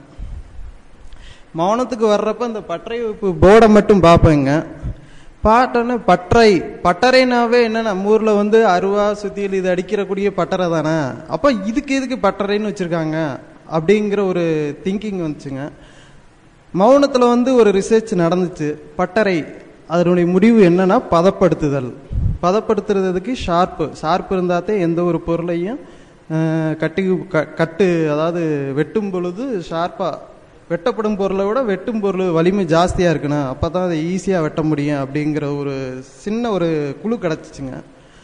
அப்போனாக்க இங்கே பட்டறை வகுப்புன்னு வச்சுருக்காங்க, இதன் மூலியம் நிறைய விஷயம் ஏதோ ஒன்று சொல்ல வர்றாங்க அப்படிங்கிற ஒரு மனசுக்கு ஒரு தென்படுச்சுங்க. அதுக்கப்புறம் தான் அந்த மௌனத்தை முடிச்சுட்டு ஐயா செல்வின் ஐயாட்ட ஒரு பெர்மிஷன் கேட்டேங்க. இந்த மாதிரிங்க பட்டறை வகுப்பு நடக்குது, நான் பட்டறை வகுப்பில் சேரல, ஆனால் எனக்கு இதுக்கு வரணும்னு தோணுது, என்னங்க சொல்கிறீங்க அப்படின்னா, வாங்க அப்படின்ட்டாங்க. உடனே நான் வந்தேங்க.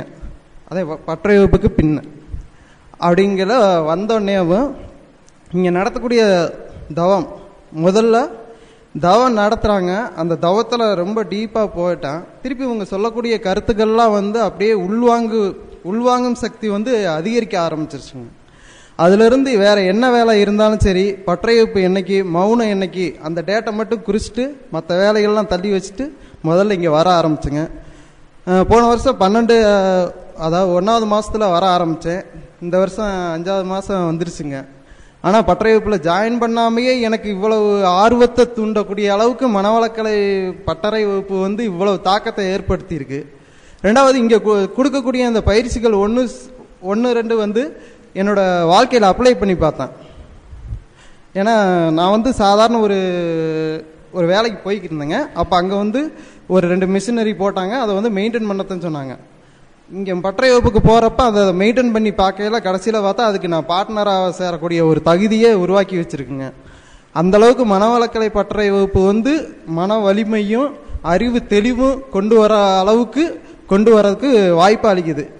இந்த மாதிரி வாய்ப்புகளை வந்து நான் மட்டும் பெற்றா பட்டாது, நம்ம அனைத்து மக்களும், நம்ம நாட்டில் உள்ள அனைத்து மக்களும் பெறுவதற்கு அந்த இறையர்களும் குருவர்களும் துணை புரியணும்னு நினச்சிட்டு நான் வாழ்த்து தெரிவிச்சுக்கிறேங்க. வாழ்க வளமுடன். வாழ்க வளமுடன். நன்றி ஐயா. ராதா நாச்சியப்பன், பிஆர்எஸ்.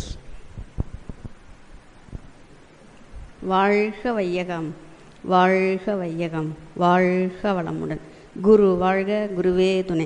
எப்பொருளை எச்செயலை எக்குணத்தை எவ்வுயிரை ஒருவர் அடிக்கடி நினைந்தால் அப்பொருளின் தன்மையை நினைப்பவர் ஆற்றல் எவரொருவர் குருவை மதித்து ஒழுகினாலும் தப்பாது குருவர் மதிப்பவர் தம்மை தரத்தில் உயர்த்தி பிறவி பயனை நல்கும். நான் வந்து ரொம்ப நாளாகவே இதில் இருக்கிறேன், 12 வருஷமாக இருக்கிறேன் வேதாத்திரத்தில்.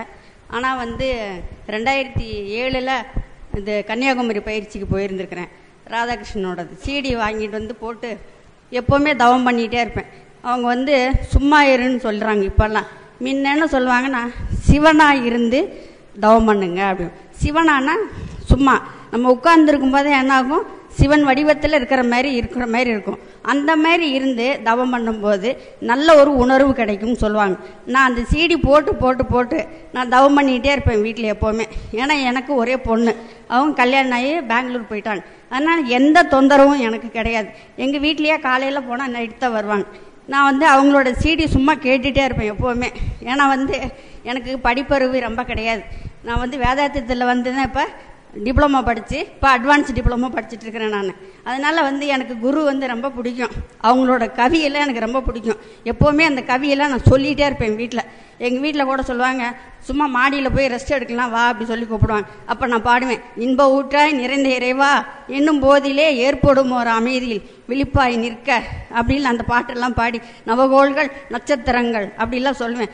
அவங்க சொல்லுவாங்க, நீ இவ்வளோ தூரம் இவ்வளோ ஐக்கியமாக இருக்கியே அப்படிங்குவாங்க. இல்லை எனக்கு ரொம்ப பிடிச்சிருக்குங்க அப்படிங்குவேன் நான்.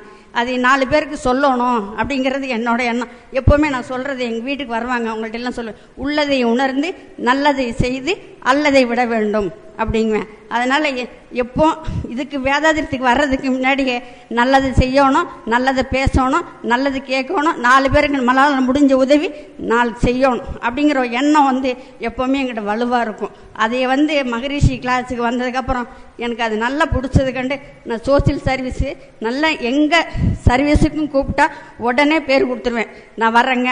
ஏன்னா வீட்டில் சூழ்நிலை வந்து பொண்ணு பிரசவத்துக்கு வந்திருந்தா கூட என்னால் முடியும், நான் வருவேன் அப்படிங்கிற அந்த எண்ணத்தை வலுவாக போட்டுட்டு நான் போய் பண்ணிகிட்டு இருக்கிறேன். இன்னும் சர்வீஸ் எல்லாம் பண்ணிகிட்டு இருக்கேன். இப்போவும் எங்கள் பொண்ணு 2வது பிரெக்னெண்ட்டாக இருக்கிறாங்க, பெங்களூரில் இருக்கிறாங்க. 7 மாதம். டெங்கு ஃபீவர் வந்து 1 வாரம் தான் ஆகுது. எங்கள் சம்பந்தியை விட்டுட்டு இந்த பட்டறை வகுப்புக்கு நான் இங்கே வந்திருக்கிறேன். ஏன்னா அவ்வளோ தூரம் எனக்கு இது ரொம்ப பிடிச்சது கண்டு 4 பேருக்கு இன்னும் நல்லா சொல்லி எல்லோரும் நல்லா தெளிவடையணும் அப்படின்னு. இந்த ஏப்ரல் மேலே எங்கள் வீட்டு பக்கத்தில் இருக்கவங்களெல்லாம் கூப்பிட்டு 10 பேர் தாவத்துக்கு சேர்த்துருக்கிறேன். இப்போ நான் அகத்தாய் 1 எடுக்க போகிறேன் இனிமேல். வாழ்க வளமுடன். எல்லாரும் நல்லா இருக்கணும். இறையர்களும் குருவர்களும் துணை புரியட்டும். வாழ்க.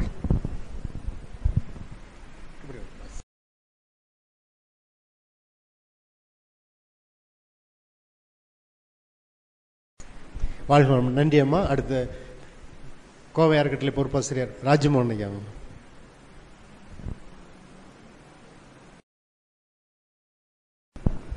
வாழ்க வளமுடன். சிந்தனையை உடல் நலத்தை சீரமைத்து உய்வித்த குருவே வாழ்க. மேடையில் அமர்ந்திருக்கின்ற சான்றோர் பெருமக்களுக்கும் பேராசிரியர் பெருமக்கள் என்னுடைய வணக்கத்தை தெரிவித்துக் கொள்கிறேன்.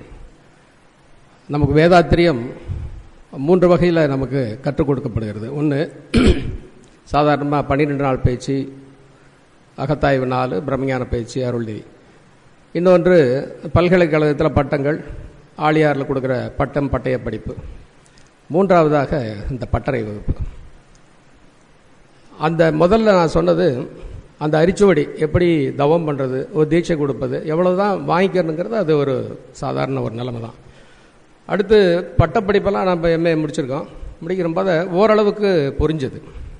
இப்போ எங்கூட படித்தவங்களே பட்டறை வகுப்பு ஆரம்பித்தோடனே எம்ஏ பிஏ படித்தவங்க, அட்வான்ஸ் டிப்ளமோ படித்தவங்களாம் இங்கே வந்தாங்க. அந்த பல்கலைக்கழக பட்டப்படிப்பில் ஆசிரியர்கள் சொல்லிக் கொடுக்கறத காட்டிலும் இங்கே வந்து அதுக்கு ஒரு விளக்கங்கள் கொஞ்சம் தனித்துவமாக இருக்குது, குருத்துவம் விளங்குகிறது. இங்கே என்ன கேட்டால், அங்கே படித்து பட்டம் வாங்கினவங்களையும் சரி, அருள்நிதி ஆனவங்களும் சரி, இங்கே மண்டல தலைவர்கள் வந்திருக்காங்க, அறக்கட்டளை தலைவர்கள் வந்திருக்காங்க, ஆழியாரில் உயர் மட்டத்தில் பேசி அவங்களெல்லாம் கட்டாயம் பட்டறை வகுப்பில் சேர்த்தாகணும். இந்த 1-2 இடங்களில் நடக்கிற இந்த பட்டறை வகுப்பு தமிழ்நாடு முழுவதும் எங்கெங்கே மடவளைக்கலை மன்றங்கள் அறக்கட்டளை இருக்கோ அங்கெல்லாம் நடக்கணும், உலகம் பூரா நடக்கணுங்கிறது என்னுடைய கோரிக்கை. பெரிய பெரிய விஷயங்களை மகரிஷி வந்து எளிய முறையில் எல்லாத்தையும் சொல்லியிருக்காங்க. அதை இன்னும் டைல்யூட் பண்ணி இன்னும் எளிமைப்படுத்தி சொல்கிறாங்க. இப்போ இன்றைக்கி நடந்த ஒரு விஷயத்தையே நான் சொல்லலாம். காலையில் முதல் அமர்வில் வந்து பஞ்சபூத நவகிரக தவம், இது உடலும் கோள்களும் சஞ்சாரங்கள் எப்படி நாம் வந்து அணுகிறது, எப்படி தவம் பண்ணுறதுங்கிறது அப்படியே பிரத்யட்சமாக, எப்படி அந்த சூரியனுக்குள்ளே உட்காந்துருக்கோம், நீருன்னு சொன்னால் கடலுக்கு நடுவில் அடியில் உட்காந்துருக்கோம், சுற்றியெல்லாம் அவர் சொல்கிற போதே என்னை சுற்றி மீன்கள்லாம் அழகாக போயிட்டுருக்கு, ஒரு நட்சத்திர மீன்கள்லாம் வந்துகிட்டு இருக்குங்கிற மாதிரி அந்த இயற்கையோடு இணைஞ்சு போகிற அந்த ஒரு மனப்பாங்கை கொண்டு வந்துட்டாங்க. அப்போ எப்படி இயற்கையோடு இணைவது, இப்போ தான் இயற்கை சமுதாயம் அப்படின்னு சொல்லி ஒரு இணைப்பு சொன்னாங்க. அதுபோல் ஒவ்வொன்றும் சொல்கிற போதே அப்போ உடல் சம்மந்தப்பட்டது காலையில் முதல் அமர்வு, 2வது துரியாதீத தவம் எடுத்தாங்க ஐயா. எடுக்கிற போது எப்படி நாம் வந்து மேலே போகிறோம், போயிட்டு திருப்பி ஒன்றுன்னா போய் சுத்த வழிக்கு ஒவ்வொன்றுக்கும் விளக்கங்கள் எப்படின்னா இதை விட ரொம்ப ஒரு பிரத்யட்சமாக சொல்லவே முடியாது. துரியத்தில் வந்து திரும்பி உட்கார்ந்த உடனே மனோன்மணி அந்த இடத்த கவனிக்க சொல்கிறாங்க. அந்த இடத்துல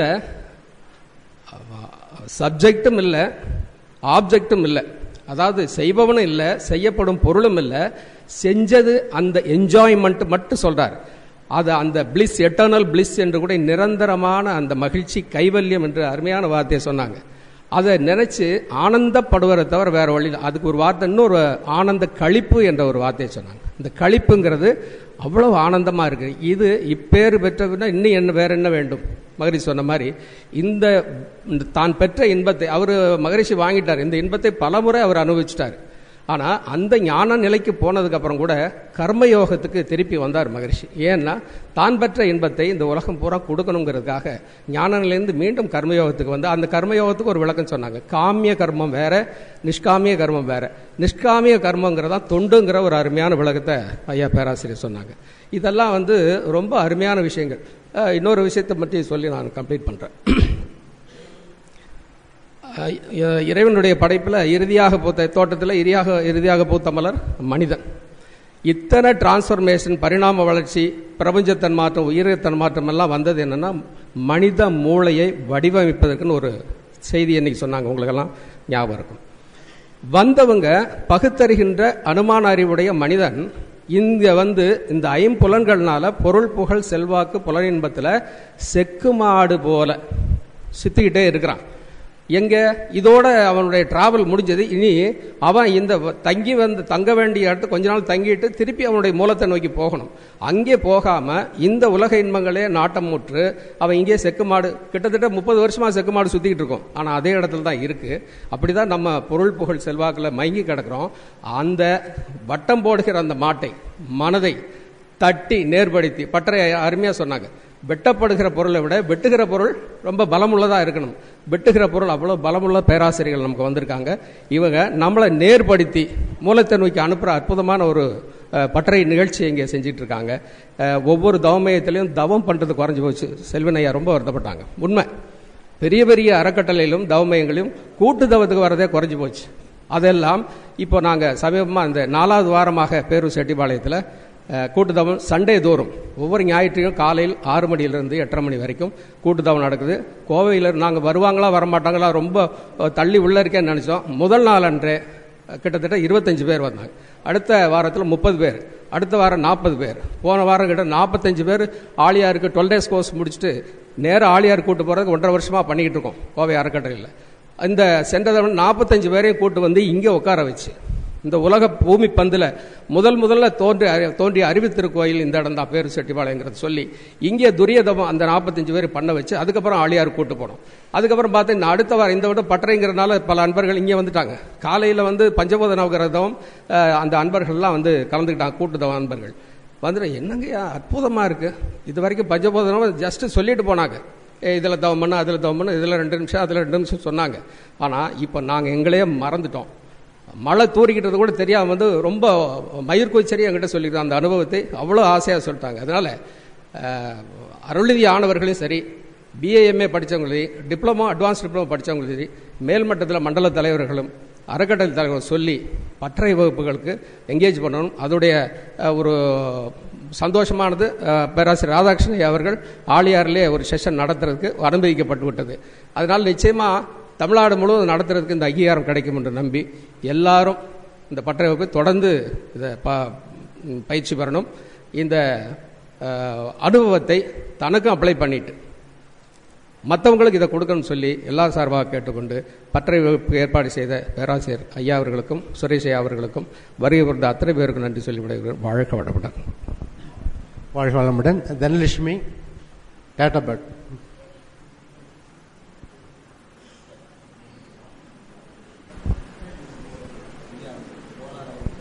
ஐயா 4 o'clock இது முடிஞ்சோம். சரி. வாழ்க வையகம், வாழ்க வையகம், வாழ்க வளமுடன். குரு வாழ்க, குருவே துணை.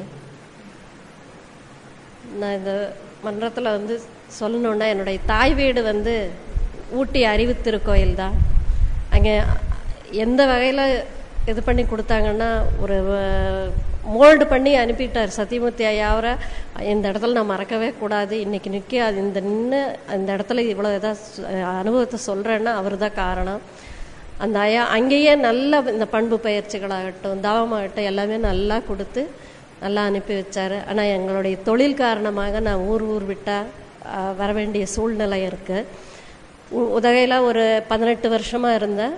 அங்கேருந்து சூலூர் மன்றத்துக்கு வந்தேன். சூலூர் மன்றத்தில் முதல்ல அறிவு திருக்கோயில் எங்கே இருக்குன்னு தேடித்தான் போனேன். முதல்ல வீடு பார்க்கறதுக்கு முன்னால் அதை பார்த்துட்டு தான் வீடே பார்த்தேன்.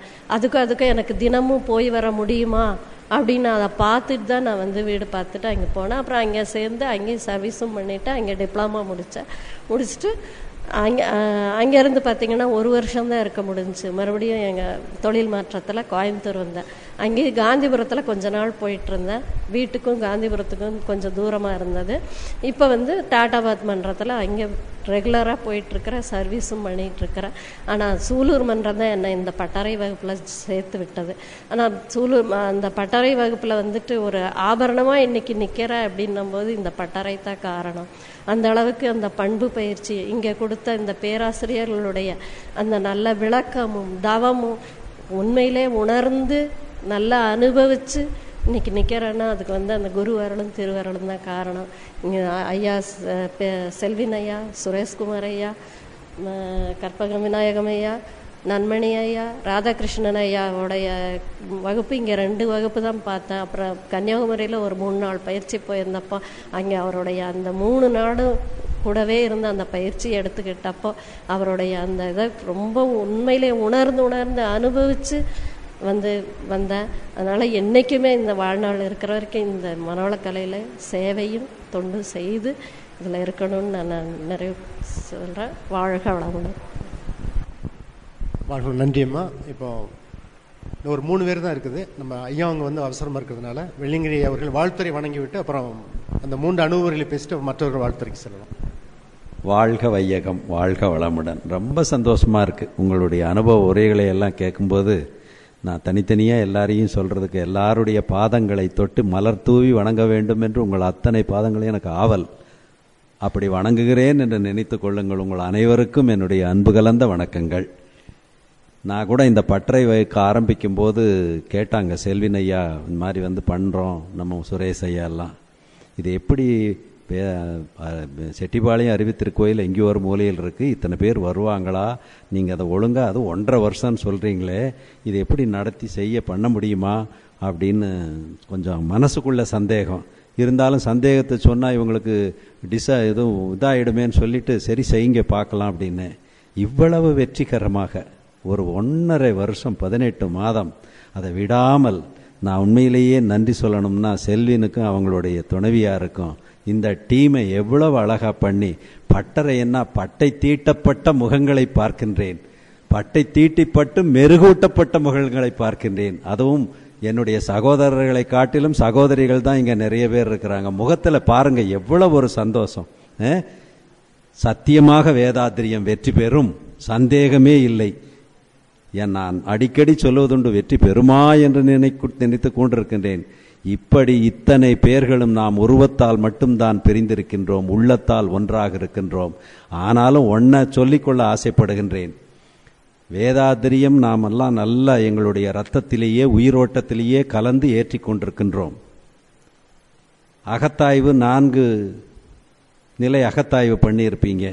இன்னொரு முறை நீங்கள் அகத்தாய்வு பண்ணி பார்க்கணும். அந்த அகத்தாய்வு எதுக்குன்னா, நாம் அந்த வேதாத்திரிய மாதிரி நான் நடந்தால் இவர் வேதாத்திரியம் கற்றவர், பேசினால் ஓ இவர் வேதாத்திரியம் கற்றவர், திரும்பி பார்த்தால் இவர் வேதாத்திரியம் கற்றவர் என்று சொல்லுகின்ற அளவுக்கு வேதாத்திரியம் சொல்லாலேயே மௌனத்தாலேயே வெளியே தெரிகின்ற அளவுக்கு நாம் நடந்து காண்பிக்க வேண்டும். காரணம் என்னென்றால், இங்கே குளம் தூர்வாடுறதை பற்றி கூட சுரேஷ் ஐயா சொன்னார். அங்கே போனால் அந்த குளத்தில் அத்தனை புஷ் பூரா வேலிக்காத்தான் செடி எல்லாம், அதையெல்லாம் எடுத்து பண்ணி ஒரு ஏரியை போட்டு பெரிய குளத்தை சுற்றிலையும் கார் போய் சுற்றி வர்ற மாதிரி பண்ணணும்னு பண்ணிக்கிட்டு வர்றோம். அதில் ஒருத்தன் ஒரு மஞ்சக்கொடியை நாட்டி ஒரு பிள்ளையார் கொண்டு வந்து வச்சுட்டு நான் கோயிலை வச்சிருக்கேன், அதுக்கு ஒரு 10 பேர் வந்து இதை எடுக்க முடியாதுங்கிறாங்க. இது எதுக்கு சொல்றேன்னா, சாத்தான்கள் நிறைய இருக்குது. இந்த சாத்தான்களை வெற்றி கொள்வது என்பது மிகப்பெரிய கடினமான காரியம். இந்த சாத்தான்கள் நிறைய இருக்கத்தான் செய்யும். அவர்களை நாம் வெற்றி கொள்ள முடியுமா? இங்கே நம்ம பேசுகிறோம், இத்தனை பேர் நல்லா இது பண்ணுறோம். வெளியே போன உடனே ஒரு ஆட்டோவில் ஏறணுன்னா அங்கே ஒரு சண்டை, அங்கே போய் இறங்கணுன்னா அங்கே ஒரு சண்டை. நல்ல மனிதர்களை, நல்ல நண்பர்களையோ நல்ல மனிதர்களையோ பார்ப்பதென்பதே மிக அரிதாக இருக்கின்ற இந்த காலகட்டத்தில் வேதாத்திரியத்தை நன்கு உணர்ந்து, அது எந்த மதமானாலும் இதமானாலும் எந்த நாடானாலும் மொழியானாலும், இனிமேல் மனித மதம் என்ற ஒரு மதம், அது தோன்றப்பட்ட மதம் வேதாத்திரிய குடும்பம். அது மகரிஷி நமக்கு அவர்கள் கொடுத்திருக்கிறார்கள். இது நிச்சயமாக உங்களை எல்லாம் பார்க்கும்போது நான் நினைச்சிட்டு இருந்தேன், கலிகாலம் வந்திருக்குது, இந்த கலியை வெல்ல முடியுமான்? நிச்சயமாக வேதாத்திரியம். நீங்கள்லாம் இருக்கும்போது உங்க குழந்தைகள் உங்க வீட்டுகளில் இனி வருகின்ற அந்த வாழையடி வாழையாக வருகிற அந்த இளைய தலைமுறைகளும் இப்படியே வரும். வேதாத்திரியத்தை எடுத்து செல்லும், பல்கி பெருகும், பெருகி நாட்டில் வேதாத்திரியம் நிலை பெறும் என்று எனக்கு ஒரு நம்பிக்கை இருக்கிறது. ஆகையினால இந்த அளவுக்கு நீங்கள் நடத்தினதுக்கு எனக்கு உண்மையிலேயே மிகப்பெரிய சந்தோஷம். இந்த பட்டறைகள் இன்னும் நடக்க வேண்டும், பட்டை தீட்டப்பட வேண்டும். பேராசிரியர்கள் ராதாகிருஷ்ணன் மாதிரி இருக்கிறவங்களெல்லாம் அவங்களையெல்லாம் நாம் ரொம்ப உபயோகப்படுத்தி கொள்ளணும் என்று கேட்டு உங்களை எல்லாம் வாழ்த்தி வணங்கி விடைபெறுகிறேன். நன்றி, வணக்கம். ஓகே, வெண்ணிலா புளியம்பட்டி. 1-2 பேரை கட் பண்ணிட்டேங்க. வாழ்க வளமுடன். இப்போ இந்த பட்டறை வகுப்பில் இருக்க ப்ளஸ் மைனஸ், எனக்குள்ளார இருக்க ப்ளஸ் மைனஸ். ஃபஸ்ட்டு பார்த்தீங்கன்னா எனக்கு நிறைய முனைப்பு இருந்தது. நான் சொல்கிறது தான் சரி, நான் சொல்கிறது தான் கேட்கணும். அப்போது ராதாகிருஷ்ண ஐயா கிளாஸை கன்னியாகுமரியில் அட்டன் பண்ணிட்டு வந்ததுக்கப்புறம் அதை புரிஞ்சிக்க முடிஞ்சுது, ஆனால் அதை ஏற்றுக்க முடியல. ஆனால் இங்கே பற்ற வகுப்பு தொடர்ந்து வரும்பொழுது எங்கே நம்ம தப்பு பண்ணுறோம்? எல்லாத்துக்கும் சுதந்திரம் இருக்குது, அவங்கவுங்களுக்கு வந்து தனிப்பட்ட கருத்தில் வந்து உரிமை இருக்குது அப்படின்னு சொல்லி நிறைய வந்து எனக்கு இன்ட்யூஷன் கொடுத்தாங்க. அது வந்து எனக்கு ரொம்ப உபயோகமாக இருந்தது. அதே மாதிரி சமாதானம், இதெல்லாம் பார்த்திங்கன்னா வீட்டில் வந்து நான் எழுதி ஒட்டி வச்சுருக்கேன். இந்த இன்பமாக வாழ அப்படின்னு சொல்லி ஒரு சார்ட் நானே போட்டு ஐயா சொன்ன கருத்துக்களை வந்து கிளப் பண்ணி போட்ட திரும்ப திரும்ப எனக்கு எப்பெல்லாம் அது தோணுதோ உடனே அதை பார்த்துப்பேன். சும்மா அப்படியே ஜஸ்ட் பி அப்படிங்கிறது மட்டும் இன்னும் கொஞ்சம் என்னால் அது செயலுக்கு கொண்டு வர முடியல அப்படின்னு நான் சொல்லிக்க விரும்புகிறேன். எனக்குள்ள மைனஸ் அந்த சும்மா இருக்கிறது வந்து இன்னும் கொஞ்சம் எனக்கு சிரமமாக தான் இருக்குது. அது வந்து இன்னும் கொஞ்சம் முழுமையாக கொண்டு வரணும்னு நினைக்கிறேன். அடுத்தது வந்து பார்த்திங்கன்னா ஐயா சொன்னதில் அந்த நான் ஜாக்கிரதை தான் எனக்கு ரொம்ப பிடிச்ச சப்ஜெக்டு. அடுத்தது வந்து பார்த்திங்கன்னா எல்லாத்துலேயுமே ஓரளவு கொஞ்சம் சமுதாயத்தில் கூட அவங்க சரியில்லை இவங்க சரியில்லை நினச்சிட்டு இருந்தேன். ஆனால் இப்போ எல்லாத்துலேயுமே அவங்கவுங்களுடைய விருப்பம், அவங்கவுங்களுடைய உரிமை அப்படிங்கிற மாதிரி எனக்கு மைண்ட் செட் ஆயிடுச்சு. ஆனால் ஒரு விஷயத்தில் மட்டும் எனக்கு இன்னும் இந்த ஆகலை அப்படின்னு சொல்லி எனக்குள்ளாக ஒரு கேள்வி எழுந்தது. ஒரு 3 நாளைக்கு முன்னாடி கொஞ்சம் அதை பற்றி சிந்திக்க ஆரம்பிக்கும் பொழுது பார்த்திங்கன்னா, என்னுடைய மகன் என் பேச்சை என் பேச்சுங்கிறத விட நல்லது அவனுக்கு வந்து தெரியுது, ஆனால் அது வந்து செயல்படுத்த முடியல அவனால். அதை பற்றி சிந்திக்கும் பொழுது பார்த்தீங்கன்னா ரொம்ப அதனால ஒரு கோபம் வருது. தெரியுது, அவன் தெரியறத ஏன் செய்ய மாட்டேன், நம்மளும் இவ்வளோ தூரம் சொல்கிறோம், நம்ம செஞ்சுட்ருக்கோம் அப்படிங்கிற ஒரு ஆதங்கம் இருந்தது. அப்புறம் தான் அதை பற்றி ஐயானுடைய கேசட்டை கேட்டுட்டு கொஞ்ச நேரம் உட்காந்து யோசனை பண்ணி பார்த்தேன். அப்போ அது மேலே நம்ம பற்று வச்சுருக்கோம், அதனால தான் அந்த இடத்துல நமக்கு சமாதானம் கிடைக்கல அப்படிங்கிற ஒரு முடிவு தெளிஞ்சுது. இப்போ நம்ம பற்ற வகுப்பு பார்த்தீங்கன்னா நிறைய பேராசிரியர்கள், இப்போ ஐயா பார்த்தீங்கன்னா கற்பவிநாயகம் ஐயா பார்த்தீங்கன்னா நம்மளை கிளாஸ் மாதிரியே கொண்டு போகலை, ஒரு ஃபேமிலி மெம்பர். ஒரு நாளைக்கு ஒரு தடவைனாலும் நம்மளுடைய பேராசிரியர்கள் நினைக்காம இருக்க முடியல. அதுக்கு நமக்கு உறுதுணையாக இருந்தது பார்த்தீங்கன்னா நம்ம வெப்சைட் ஓப்பன் பண்ணது. எப்படியோ காலம் போகும், சும்மா போகும், பேசி போகும், தூங்கி போகும், டிவி பார்த்து போகும், வீண் அரட்டை அடிச்சு போகும். ஆனால் இப்போ நமக்கு கிடைச்சிருக்கிற ஒரு பெரிய பாக்கியம், பெரிய வாய்ப்பு. அதுக்கு ரொம்ப நன்றி சொல்லணும். விவேகானந்தன் ஐயாக்கெல்லாம் ரொம்ப நன்றி சொல்லணும். ஏன்னா நல்லா அது நமக்கு யூஸ்ஃபுல்லாக இருக்குது. அதனால முடிஞ்ச அளவு அது யூஸ் பண்ணிக்க முயற்சி பண்ணிக்கலாம். அடுத்தது என்ன பார்த்தீங்கன்னா, நான் இன்னொரு டெஸ்ட் பண்ணி பார்த்தேன். ஒரு வாரத்துக்கு முன்னாடி நல்ல பசி, தலைவலி, ஒரு நாள் ரொம்ப தலைவலி. இந்த ரெண்டு இதுலையும் நான் பார்த்ததில்ல அந்த வலிக்குள்ளார என்ன ஆனந்தத்தன்மை இருக்குது. ஒரு தடவை தலை வலிக்கும் போது என்ன ஆயிடுச்சு, தைலம் போடும்போது கண்ணுக்குள்ளே போயிடுச்சு, அப்படி ஒரு எரிச்சல். அப்போது எல்லாத்துலேயும் ஒரு ஆனந்தம் இருக்குது அப்படின்னு சொல்லியிருக்காங்களே, அதான் இந்த நேரத்தில் நம்ம டெஸ்ட் பண்ணுவோம் அப்படின்னு சொல்லி பார்த்தீங்கன்னா கண்ணை மூடி உட்காந்துட்டேன். அப்படியே ஆழ்ந்து அந்த வலிக்குள்ளார போயாச்சு, எரிச்சலே தெரியல. கண்ணை திறந்து பார்க்குறேன், எனக்கு ஒன்றுமே அந்த எரிச்சல் தெரியல. அப்போ அந்த உணர்வு, இப்போ ஐயா சொன்னாங்க எறும்புக்கு கீழே கிடக்கிற ஒரு சின்ன பீஸ் தெரியுது, நமக்கு தேடுறோம் அப்படின்னு. அப்போ அது உணர்வு பூர்வமாக வாழுது, நம்ம அந்த மாதிரி வாழ்றதில்லை அப்படின்னு சொல்லி சொன்னோம். அது எனக்கு ரொம்ப நம்ம ஒவ்வொரு கருத்துமே பார்த்தீங்கன்னா முன்னாடி தியானம் செய்யறது ஒரு சடங்கு முறையாக தான் பண்ணிட்டு இருந்தோம். காலையில் 1/2 மணி நேரம் பண்ணணுமா பண்ணுவோம், சாயங்காலம் பண்ணுறோமா பண்ணுறோம், கூட்டுத்தவத்து கலந்துக்கிறோம். அப்போ இது மாதிரி இருந்தது. இப்போ பார்த்தீங்கன்னா வாழ்க்கையில் ஒவ்வொரு க்ஷணமும் எந்த வேலை செஞ்சாலும், என்ன பேச்சு பேசினாலும், யார்கிட்ட பேசினாலும் அந்த விழிப்பு நிலையோட உண்மையும் நம்ம உள்ளன்போட பேசுகிறோமா இல்லை காரியத்துக்காக பேசுகிறோமா, அதெல்லாம் கொஞ்சம் கண்டுபிடிக்க முடியுது. தொடர்ந்து இந்த கிளாஸில் இருக்கிறோம், இதை பற்றி சிந்திக்கிறோம். இன்னும் பார்த்தீங்கன்னா இதில் நிறைய நமக்கு கிடைக்க வேண்டியது நிறைய இருக்குது. இன்னும் நம்மளுடைய பேராசிரியர்கள்லாம் பார்த்தீங்கன்னா ஒரே ஒரு சந்தோஷம் எனக்கு என்னென்னா, எனக்கு இங்கே வர்றது பார்த்தீங்கன்னா அம்மா வீட்டுக்கு வர்ற சந்தோஷம். வேறு எங்கே போகிறதுனாலும் எனக்கு வீட்டில் சண்டை போடுவார் ரொம்ப, நீ எங்கேயுமே போக மாட்டேங்கிற, எதுலேயுமே இன்ட்ரெஸ்ட் வர மாட்டேங்குது அப்படின்னு. ஆனால் எனக்கு இங்கே வர்றதுனா மட்டும், மன்றத்துக்கு போகிற கிளாஸ் அட்டன் பண்ணுறதாகட்டும் இல்லை கிளாஸ் கொடுக்கறதாகட்டும், எனக்கு ரெண்டே விஷயந்தான் ரொம்ப திருப்தியை கொடுத்துட்ருக்கு. ரொம்ப சந்தோஷமாக இங்கே வர்றதுனாலே பார்த்தீங்கன்னா ஒரு வாரத்துக்கு முன்னாடி என் முகமெல்லாம் ரொம்ப இதாகிடும். என்னென்னா நிறைய நம்ம கருத்து கொடுப்பாங்க, அதுக்கு நம்ம தயாராகிக்கணும், நம்ம அந்த அளவுக்கு நம்ம ரிசீவிங் கெப்பாசிட்டியை ஏற்படுத்திக்கணும் அப்படின்னு. அதனால் இது தொடர்ந்து நம்ம இந்த பயணத்தை நோக்கி போவோம்.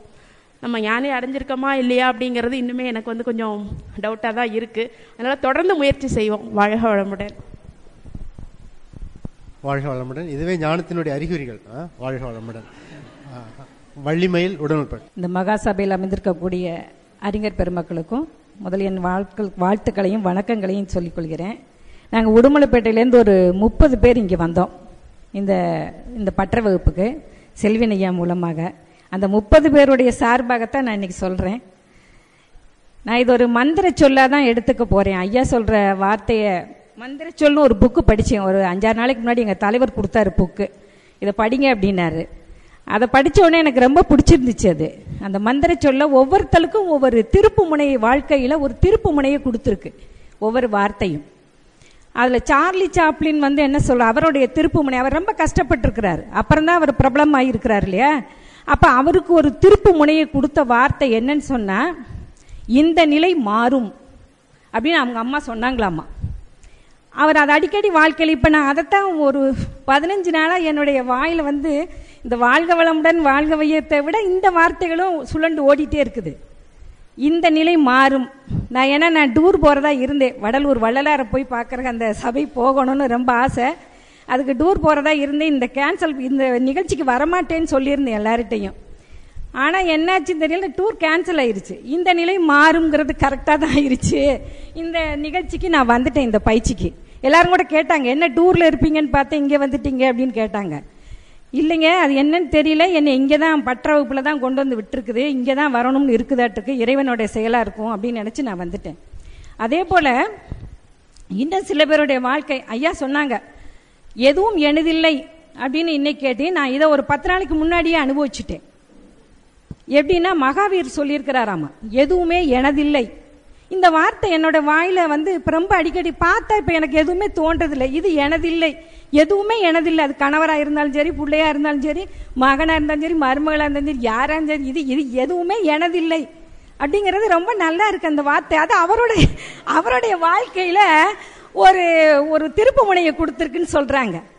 அதே போல ஒவ்வொருத்தருடைய நிறைய ஒரு 35 பேர் பெரிய மகன் அந்த ஒரு விகடன்ல வந்ததுதான், இது தொடர்கதையா வந்ததுதான். அது தனியா புக்கா போட்டிருக்காங்க, மந்திரச்சொல் அப்படிங்கிற புக்கை. எங்க தலைவர் எப்பவுமே எதாச்சும் முக்கியமான விஷயமா இருந்தா உடனே புக்கை கொடுத்துருவார். ஏதாச்சும் நான் விவாதம் பண்ணிட்டே இருப்பேன் அவர் கூட. அந்த விவாதத்துக்கு சரியான பதில் அவர் சொல்லாம புக்கை நீட்டிடுவாரு. இதை படிச்சிருங்க, படிச்சுட்டு வாங்க, ஒரு வாரத்துக்கு படிச்சுட்டு வாங்கம்பாரு வீட்டுல. சரின்னு உட்காந்துட்டு அவர் கொடுக்குற புக்கெல்லாம் நான் படிப்பேன். படிச்சுட்டு என்ன படிச்சிக்கலாம் சொல்லுங்கம்பாரு. அந்த மாதிரி இந்த புக்கு என்னுடைய நிச்சயம் கண்டிப்பா இந்த வாழ்க்கையில வந்து எதுவும் எனதில்லை. புத்தர் சொல்றாரு, இக்கணத்தில் வாழ் அப்படின்னு சொல்றாரு. அது ரொம்ப நல்லா இருக்கு. இந்த காலத்துல நம்ம யாராச்சும் வாழ்றோமா? நிகழ்காலத்துல இறந்த காலத்தை மாற்ற முடியாது. எதிர்காலம் இறைவன் கையில் இருக்குது. நிகழ்காலத்துல நம்ம என்ன பண்றோம்? நிகழ்காலத்துல யாரும் வாழ. அப்ப இக்கணத்தில் வாழ் அப்படின்னு சொல்றது அவருக்கு அனுபவ ரீதியா கிடைச்சிருக்கு. ஏன்னா அவர் உணவே சாப்பிடாம தேடி இருக்கிறாரு. கடைசியில ஒரு தயிர் சாப்பாடை சாப்பிட்ட போது ருசிச்சு சாப்பிட்டாராமா. ருசிச்சு சாப்பிட்ற போதுதான் அவருக்கு அந்த ஞானோதயம் தோணிச்சாமா. இக்கணத்தில் வாழ் அப்படிங்கிற அந்த மந்திர சொல் அவர் வாழ்க்கையை மாற்றியதாக அவர் சொல்லியிருக்கிறாங்க அந்த புக்கில்.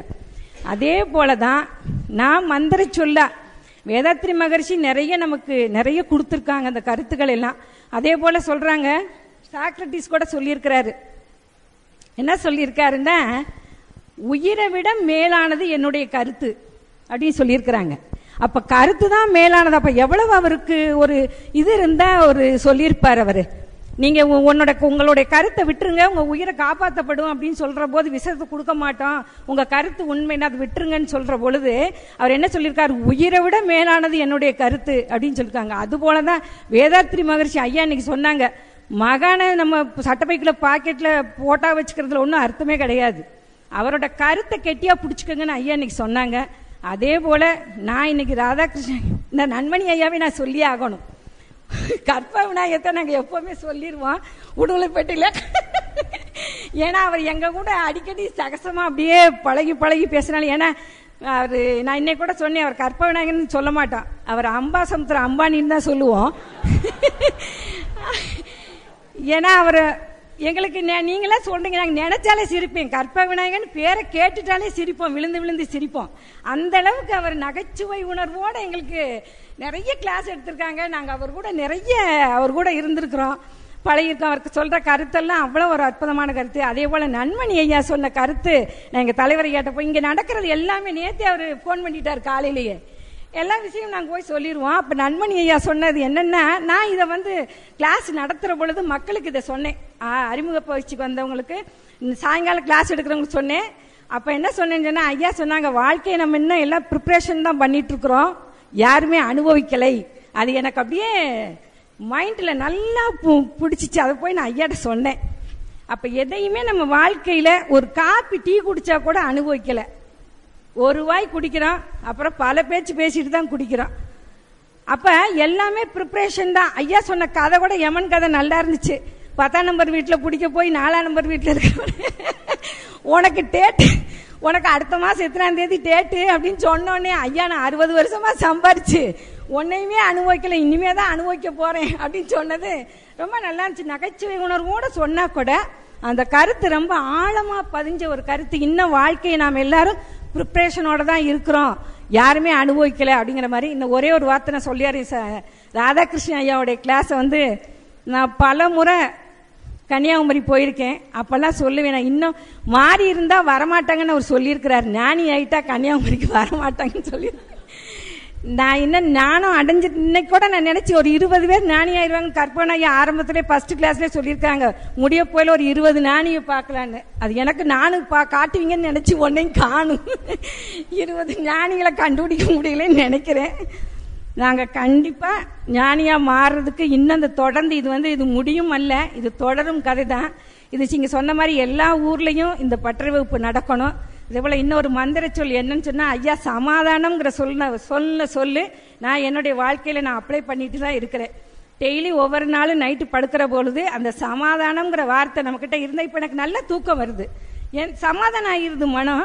அப்போ எந்த பிரச்சனையுமே இல்லை, நல்லா தூக்கம் வந்துச்சு. அந்த மாதிரி ஒவ்வொருத்தருக்கும் ஒவ்வொரு மந்திர சொல் அவர்கள் வாழ்க்கையை திருப்பு முனையாக ஆக்கியது போல நம்முடைய வாழ்க்கையில பேராசிரியர் சொல்லக்கூடிய ஒவ்வொரு கருத்துகளும், இந்த ஒரு டைலாக் பஞ்ச் டைலாக்னு சொல்றாங்கல்ல, அந்த மாதிரி ஒரு பஞ்ச் வச்ச மாதிரி எல்லா டைலாக்கும் அப்படி மனசுக்குள்ள பதிவாயிருச்சு.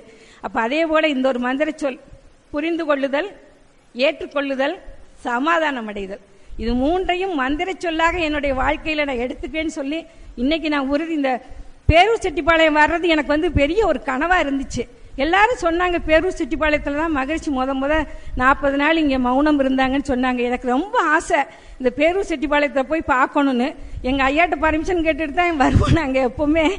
ஐயா நாங்க பேரூர் செட்டிப்பாளையம் போறோம். இப்ப கூட அடுத்த பயிற்சிக்கு பேரூர் செட்டிப்பாளையம் வர்றதுக்கு ஐயாட்ட பர்மிஷன் வாங்கிட்டு தான் கொடுப்பேன் நான்.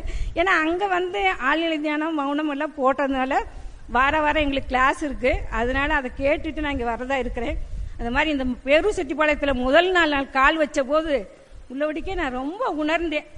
அதுவும் நான் இங்க வரணும்னு தான் நினைச்சேன். ஆனா என்னை மேடையில உட்கார வச்சு ஒரு நாள் மௌனம் நடத்த சொல்லி ஐயா சொல்லியிருந்தாங்க.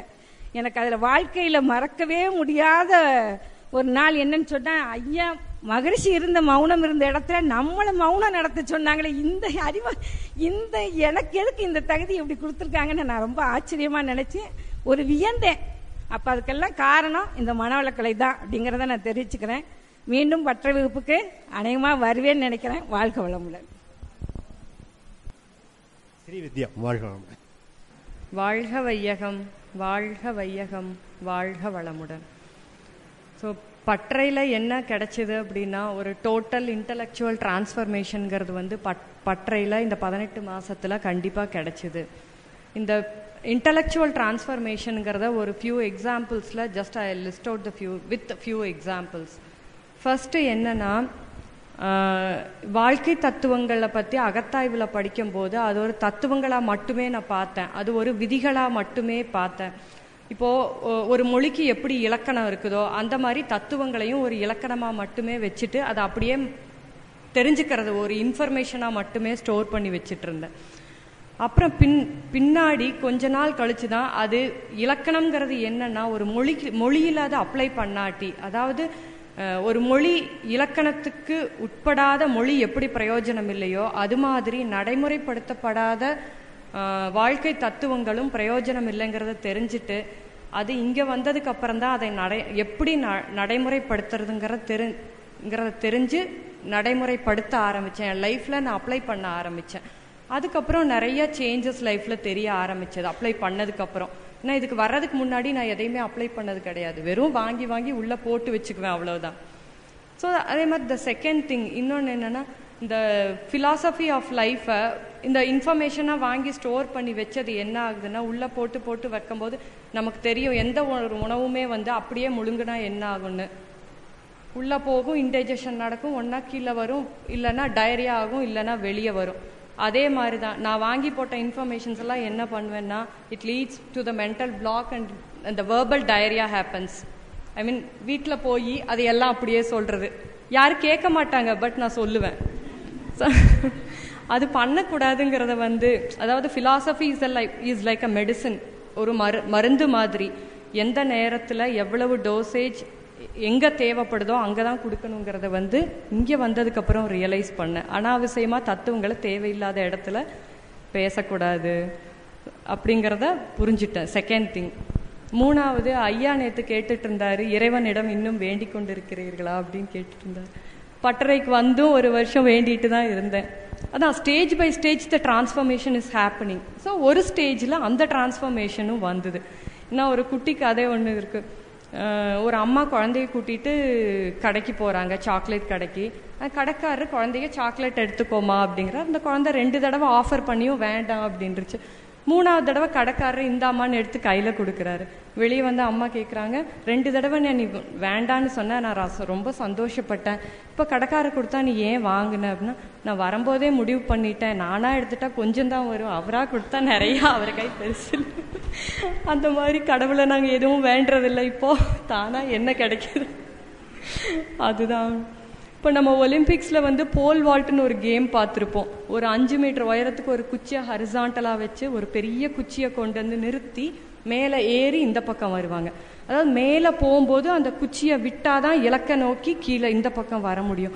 ஸோ அந்த மாதிரி இது வரைக்கும் அந்த பக்திங்கிற மார்க்கம், ஏதாவது ஒரு மார்க்கம், ஒரு ஜபம் பண்ணுறதோ எதையாவது ஒன்றை பிடிச்சிட்டு மேலே ஏறிட்டோம், அதை விடுறதா இல்லையான்னு தெரியல. பட் இங்கே வந்ததுக்கு அப்புறம் இலக்கை நோக்கி இந்த அறிவின் பயணத்தில் பயணிக்கிறதுக்காக இவர்களின் வழிநடத்துதன் பேரில் இலக்கை நோக்கி முழுமையை நோக்கி பயணித்துக் கொண்டிருக்கிறோம் என்பதில் நிச்சயமாக ஐயமில்லை ஐயா. உங்கள் அனைவருக்கும் எனது நன்றி. அப்புறம் இன்னொரு விஷயம் இதே மாதிரி இங்கே வந்ததுக்கு அப்புறம் சிந்தனை என்பது நிச்சயமாக உயர்ந்திருக்கிறது என்று தான் சொல்ல வேண்டும். அருள் தந்தை அவர்கள் சொல்வாங்க, பிடிச்சதை செய்யறது வந்து அகம்பாவம் அப்படின்னு.